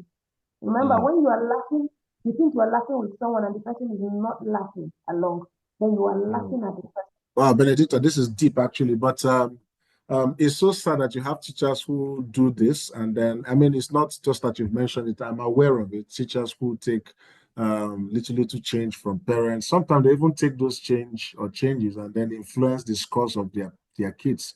So you find a child in a class who is not supposed to be where he or she is, but because the teacher has been bribed several times with little tokens, they tend to influence the scores of these children. And in terms of personal branding, there's a course that we also have. It's called personal branding for teachers. Maybe it will happen later in the year because we're running these courses every month, several courses every month. I don't know when that one will happen, but there's a course called personal branding for teachers. If teachers don't carry themselves, well, nobody will respect. If you don't respect yourself, nobody will respect you. Respect is determined by how much you respect yourself and how you carry yourself in society. And like you said, you may have a t-shirt and a jean trouser. That's all you have. make sure it's clean. If it's maybe a jalabia, that's all you have. Make sure it's clean. Make sure it is clean. Make sure you appear neat. Make sure you carry yourself well. Part of the ways to carry yourself well is to dress properly. Mohammed Rabiu, thank you. Upholding school policies and vision is a vital key in setting boundaries for parents. Okay. Thank you, Mohammed. So yes, Benedicta, fantastic submission, but let's just go on. So what are the types of boundaries you can set? One is around availability. You must define when and how you are available to communicate with parents, all right? So you can tell them you're available to communicate via email, you're available during school hours, your phone calls by appointment, or you can take emails during school hours, but not after school hours. Parents should not be calling you by 10 midnight. Yes, we assure your love and respect and all that. So parents should not, you must set the boundaries. And then you don't set boundaries in your heart. You set the boundaries and communicate with parents as an information that you send out. Maybe your regular newsletters or regular communication. The school head is available for conversations or communication during school hours, but not after school hours, except if it's an emergency that requires he or her attention, then I will be available. And then they can also book appointments with you as well. Rather than just walk into your office, have some dates where parents can come in and then talk to, except if it's an emergency. And then you instruct your receptionist, any parent that comes outside of the appointment, they should not be let in. Once you do it once or twice, they will get used to it. They will adjust. Parents know how to adjust. All right. So around information, also clarify what information you can and cannot share with parents. So some parents are asking you, what about the other child's result? Let me see it. I want to compare it to my child. No parent has a right to see other children's results. These are confidential issues. You don't share with them. You don't also share details about other families with parents. Your school is like a hospital. When you get into a hospital and the doctor is sharing information about other patients with other patients, there will be chaos. Serious chaos. All right. So you don't treat your school like a hospital where information is treated as confidential materials. Behavior, also set clear expectations for respectful communication and conduct during interaction. So you tell the parent, please, we're going to have a meeting about this, your child's case or issue, about the teacher's case or issue. But please, this is the guideline for how we'll communicate when we meet. There will be no yelling. There will be no personal attacks, and there will be no interruptions, please, because that will not help us achieve the results we're looking for. When you do this, the first time you start it, they may not get used to it, but once you do it consistently, it becomes second nature in your school. So parents will then adjust and start behaving exactly how you want them to behave. In terms of requests, you also need to establish limits on what requests you can accommodate. So you can't take special treatment for a child, like you bring your child late and the child must be fed before class. You don't do that. So set the boundaries, yeah? And then anything that has to do with changes to your school policies, don't accept it. Don't accept it. So parents says, yes, some of us come late. You must adjust your policy to accommodate those of us that come late. That's balderdash. Don't adjust for any reason, except there's an emergency or there's a need for that to happen. So in addition to setting boundaries, it's also important to set clear expectations for parents' involvement and communication. So what are the sort of things that you can set as parameters? So school-wide expectations, you need to communicate expectations for parents' involvement in school events. So volunteer opportunities and communication protocols. Again, this is around your protocols of communication. How do you, don't just say it in PTA meetings, write them as documents, policy documents that you share with parents, and then share them consistently. If you have a website, put it up on your website. If you have a parent WhatsApp group, share it there and pin it as a message that is pinned so that they will not deny not seeing it. Set individual expectations, clarify expectations for individual students and families, such as attendance.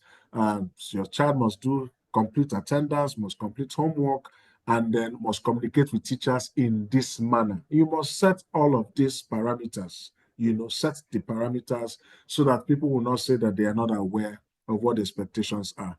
If in case you want parents to collaborate with you, you also need to involve them in setting expectations whenever possible to foster buy-in. So what you can do is ask parents to say, we want to set up or write out our communication policy for parents and teachers and the school. We want your contribution. What would you like to be in that document, so that they won't say they were not involved? So they can provide you with certain information that you as the school may not be aware of or may be blind to, but they are bringing in their third eye and a different and fresh pair of eyes into it. They will see something that you're not seeing. So it's important that you also set that as well. So what are the practical application of all of these boundaries things that we're talking about? You have to develop a clear written policy, like I've said, outlining communication protocols and expectations for parents. You have to do that. So it's part of the document that you send out. Yeah. So when you're closing the term, when you're starting the term, you're adding it as part of the documents parents are receiving as well. You can use technology. So utilize online platforms like a school website, parent portal to communicate information and manage communication. For some of us use WhatsApp, but you can also grow beyond WhatsApp. Yeah. Also practice assertive communication. Use I statements to express your needs and boundaries respectfully. So for example, you say, I am available to meet with parents after school on Tuesdays and Thursdays. Please contact the office to schedule an appointment. Yeah. So use I statements. It puts you in a subtle way as being in control. Don't forget that. Once you say, you can come to school anytime and see me. You can come on Tuesday and Thursday. You can come. You're losing control. Just say, I am available to meet with parents after school on Tuesday. It can be any day. Please contact the office to schedule an appointment. That puts you in control. You can address boundary violations promptly as well. So if a parent crosses a boundary, address the issue calmly and assertively, reiterating your expectations. Sir, we've discussed this last term, that parents shouldn't bring their kids late to school and demand for them to be fed late into school time. So just to reiterate, sir, this is not permissible. This is not working for us. This is not also a good indication that our parents are listening to us. So please, we want to also readdress it again, that it will not happen. We will not condone it. Once you do it calmly in a calm voice, the person will be nodding and saying, thank you, thank you, thank you. Yeah. So how do you shift? So let's look at module 5, and then I think there's an exercise we'll do after. We must do that one. So let's look at module 5, problem solving and conflict resolution strategies for dealing with difficult parents. So you want to move from conflict to collaboration. Remember, I've said you don't want to lose this parent because they are angry and they are over-demanding. Does not mean you should lose them. One parent that you have won to your side is worth more than 100 parents that have not signed up to your school as your client. Yeah. So difficult interactions with parents can often lead to conflict. That is a given. Even you, as a school head, and your teachers usually have conflicts because you're two humans. Again, I said at the beginning, expectations and lack of meeting those expectations is usually what leads to conflict. Yeah. Now, however, by approaching these situations with a problem-solving mindset and effective conflict resolution strategies, you can transform battles into opportunities for collaboration and growth. So how do you do that? So let's look at the problem-solving process. You need to define the problem, first of all, and in your mind, maybe also verbally to the parent. So clearly articulate the issue at hand. Ensure both you and the parent understand the problem from each other's perspectives. That's your role. That's your role. Because the parent may come in rattling about something else. Meanwhile, you're thinking about something else, but you must take the responsibility of defining what the issue is, defining clearly what the problem is. And once the two of you have an understanding of what the issue is, you can then begin to address it. Yeah. So, for example, instead of you saying to a parent, your child is very disruptive, who can tell me what you can say to these parents? Rather than say your child is very stubborn, your child is very disruptive. How do you coin that language? Who can help us in the chat, or who can raise their hand to say something? How would you manage that? What would you say? Okay, Rosemary, go ahead. Your hand is up. We can say your child it has a lot of energy and needs to express himself. I like that. Very diplomatic. Okay, well done, Rosemary.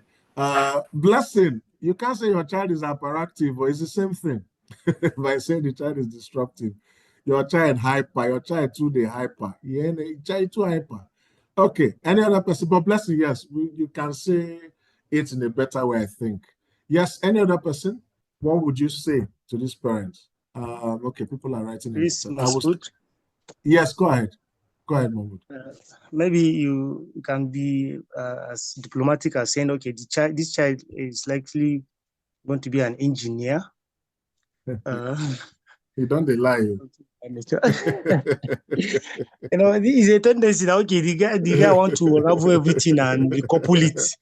Okay, yeah, it's possible. I like that. Don't mind me, I'm joking. I like that. Yeah, so your child has a tendency of becoming an engineer. So that parent will say, I like the sound of that, an engineer's child. Yeah. Rather than say your child is too disruptive. The child has so much energy. Well, it's the same thing. Okay, blessing from hyperactive to energy. I like that. Uyo says, I will start with the sandwich approach instead of using abusive words. Uyo, what you've said does not help us in any way. What is sandwich approach and what are abusive words? Okay, so let's look at what you can say. So instead of saying your child is disruptive, look at what you can say. Remember you're setting boundaries. You're not trying to sugarcoat. We're not saying sugarcoat the situation. We're not saying pamper the parent. We're not saying make the parent feel high, make the parent feel excited about their child. No, that's not your duty. Your duty is to set the record straight. So you're saying, instead of a child disruptive, you're saying your child is having difficulty staying focused and following classroom instructions, which is disrupting the learning environment for other students. Why is that important? You're laying the problem as it is to the parent. Remember, we're talking about problem solving. You can't sugarcoat a problem to try and solve it. You must state the problem as it is. But I like some of the words some of you have used. You must be diplomatic about how you set the tone of that problem. So instead of your child is disruptive, your child is having difficulty staying focused and following classroom instructions, which is disrupting the learning environment for other students. Where I find that educators have a challenge is being able to identify the problem clearly for the parents. Instead, they go into labeling. So I gave an example during the emotional intelligence teacher class. So you see that your report card you people write at the end. You say this child is naughty, this child is dirty, this child does not hear word, he needs prayer point, he needs deliverance, this child needs the malam to pray over him or her. Those are you're not helping to identify any problem. Rather, you're creating more problem for the parents. Yeah. Blessing. Your child has potential. He's an upcoming, but he or she can do better. Okay. So we've looked at one example. The other thing you need to do in terms of problem solving is actively listen to the parents' concerns and gather all relevant information. You can then ask them clarifying questions to gain a deeper understanding of their perspective. Is Ukiwe still here? Has it dropped? Oh, it's still here. It's here.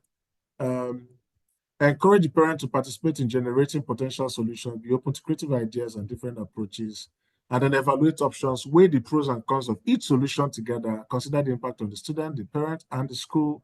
So whatever solution you arrive at, make sure that the parent is part of providing or reaching that conclusion to find that solution. Okay?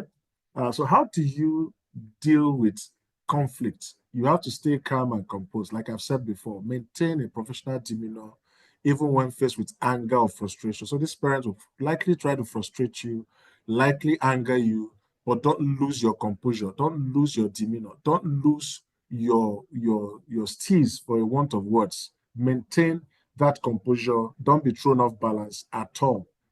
And then focus on shared interests, emphasize the common goal of supporting the student's success and well-being. So you say to the parent, I like that you're concerned about your kids, your child's welfare and the learning. We want to solve this problem because of this child so that the child can continue to learn and be effective in school and in the classroom. Again, I've explained to you that you need to use I statements. So express your thoughts and feelings without blaming or accusing. And then don't say... So these are some of the words you shouldn't repeat. Don't say to a parent, you always make excuses for Kalesi's poor performance. So Kalesi's, I'm just assuming that's the name of the child. So don't say you always make excuses for Kalesi's poor performance. Don't say, sir, you're always making excuses for her. That's why he's not picking up, because you're making an excuse for her. No. Rather say something like this. I am concerned about Kalesi's recent decline in grades, and I think we need to continuously work on it. That way, the parent is feeling that you're also taking responsibility for what the issue is. You're not throwing the blame squarely at the parents' feet. All right? Again, don't say you never discipline your child at home, so they misbehave in school. Don't say that to a parent. You never discipline your child. That's why they misbehave in school. Don't even gossip. So I find that a lot of times teachers gossip about parents and their kids. Don't let students hear you gossiping about them and their parents. Don't do it in a school environment. So don't say to a parent, you never discipline your child at home, so they misbehave at school. What you can say is, I am concerned that Kalesi has been disrupting the class. All right? And then some other examples. Don't say you always ignore our emails and never show up for our meetings. Don't say that to a parent. What you can say is, I am concerned that our attempts to communicate with you have been unsuccessful. Now, you're not saying they're ignoring. You're saying unsuccessful. So it could be that they didn't see it, or they saw it, or they didn't want to see it, or they wanted to see it, but something else came up. Don't just throw it at them on their face to say, you ignore our emails, you don't even show up for our meetings. That's why you don't know what we're doing in the school. Don't get into that conversation. Don't say you always send rude and aggressive emails to us or aggressive WhatsApp messages to us. You can say, I am concerned. You can say, I am concerned about the tone of your emails. All right. Again, don't say you always think your child is special and deserves to break the rules. Don't say that to a parent, not even in the passing, not even during a heated argument. But you can say, I am concerned that your insistence on special treatment for Kalesi, so I should have put a student name, is undermining our school policies. So undermining our school policies. All right. Don't also say you always think your child is special and deserves to break the rules. I am concerned that your insistence on special treatment for Kalesi is what you can say. It's undermining our school policies. I think I've said that before. So clearly, we have talked about a whole lot of things. And I need you to then go into your breakout rooms again to do, we must do this activity and then come back and then spend more time. And then we close 12 o'clock or 5 minutes to 12 o'clock, we're done, we've closed. So that we can then go and do all that. But let me know in the chat whether this has been effective for you, whether this has been useful. Please write in the chat. Has this been useful so far? Has this been useful so far? Hello, everyone. Can you hear me? Please write in the chat if this has been useful. Great. Fantastic. Okay. So please take a screenshot of this. Take a screenshot of this because we need to get into our breakout rooms for just 10 minutes, only 10 minutes, maximum 10 minutes. And all you're doing is this. Identify the challenge. Yeah. So take a screenshot. So what you do is take a screenshot of this, and then I will post what you're discussing in your room when I come into your rooms. I'll post what you're discussing. So take a screenshot of this one and let me know if you've taken the screenshot. Thank you, Victoria. Fantastic. Take a screenshot of this, and then we will then do the breakout rooms. I think we've had issues. Okay, so probably just recreate the breakout rooms again.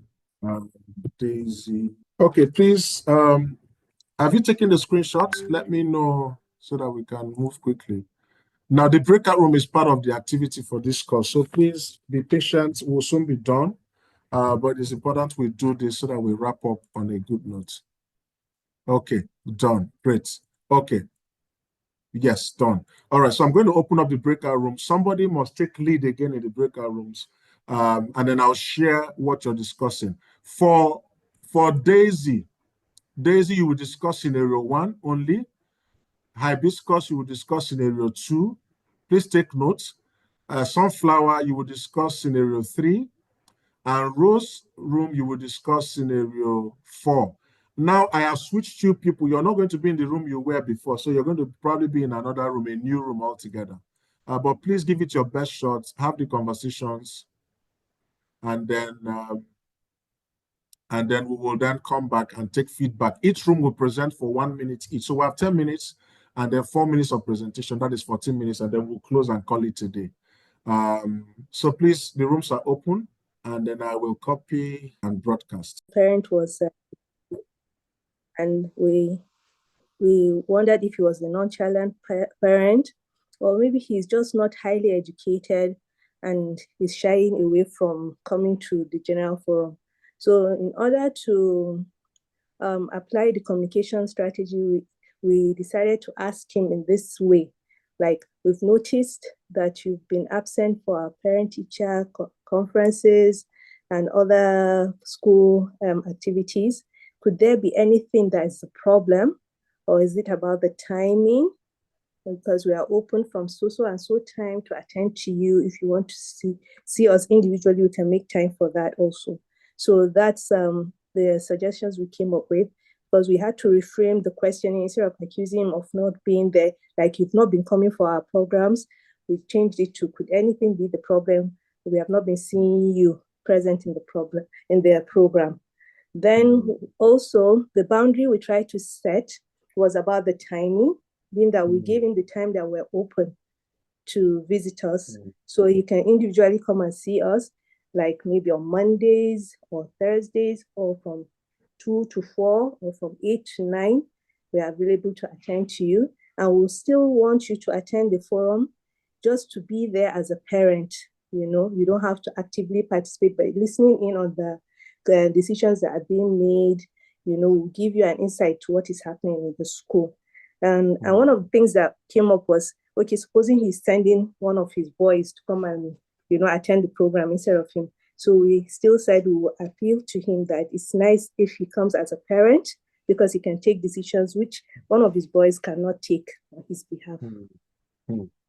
Wow, this is fantastic. I like the way you reframed everything, rephrased it, restructured it so that it suits what the parent is looking for exactly, and how you also managed to manage the emotions of this of the parents as well. Thank you so much. Thank you so much. I think we should all give ourselves a thumbs up. I don't know where that reaction is. A thumbs up somewhere. Where's the reaction button? Yes, great. Salome is the first person to do it. Where did you see that? Me, I don't know where. Yeah, fantastic. Fantastic. Fantastic. Fantastic. Well done, guys. Well done. So now this brings us to the end of this course.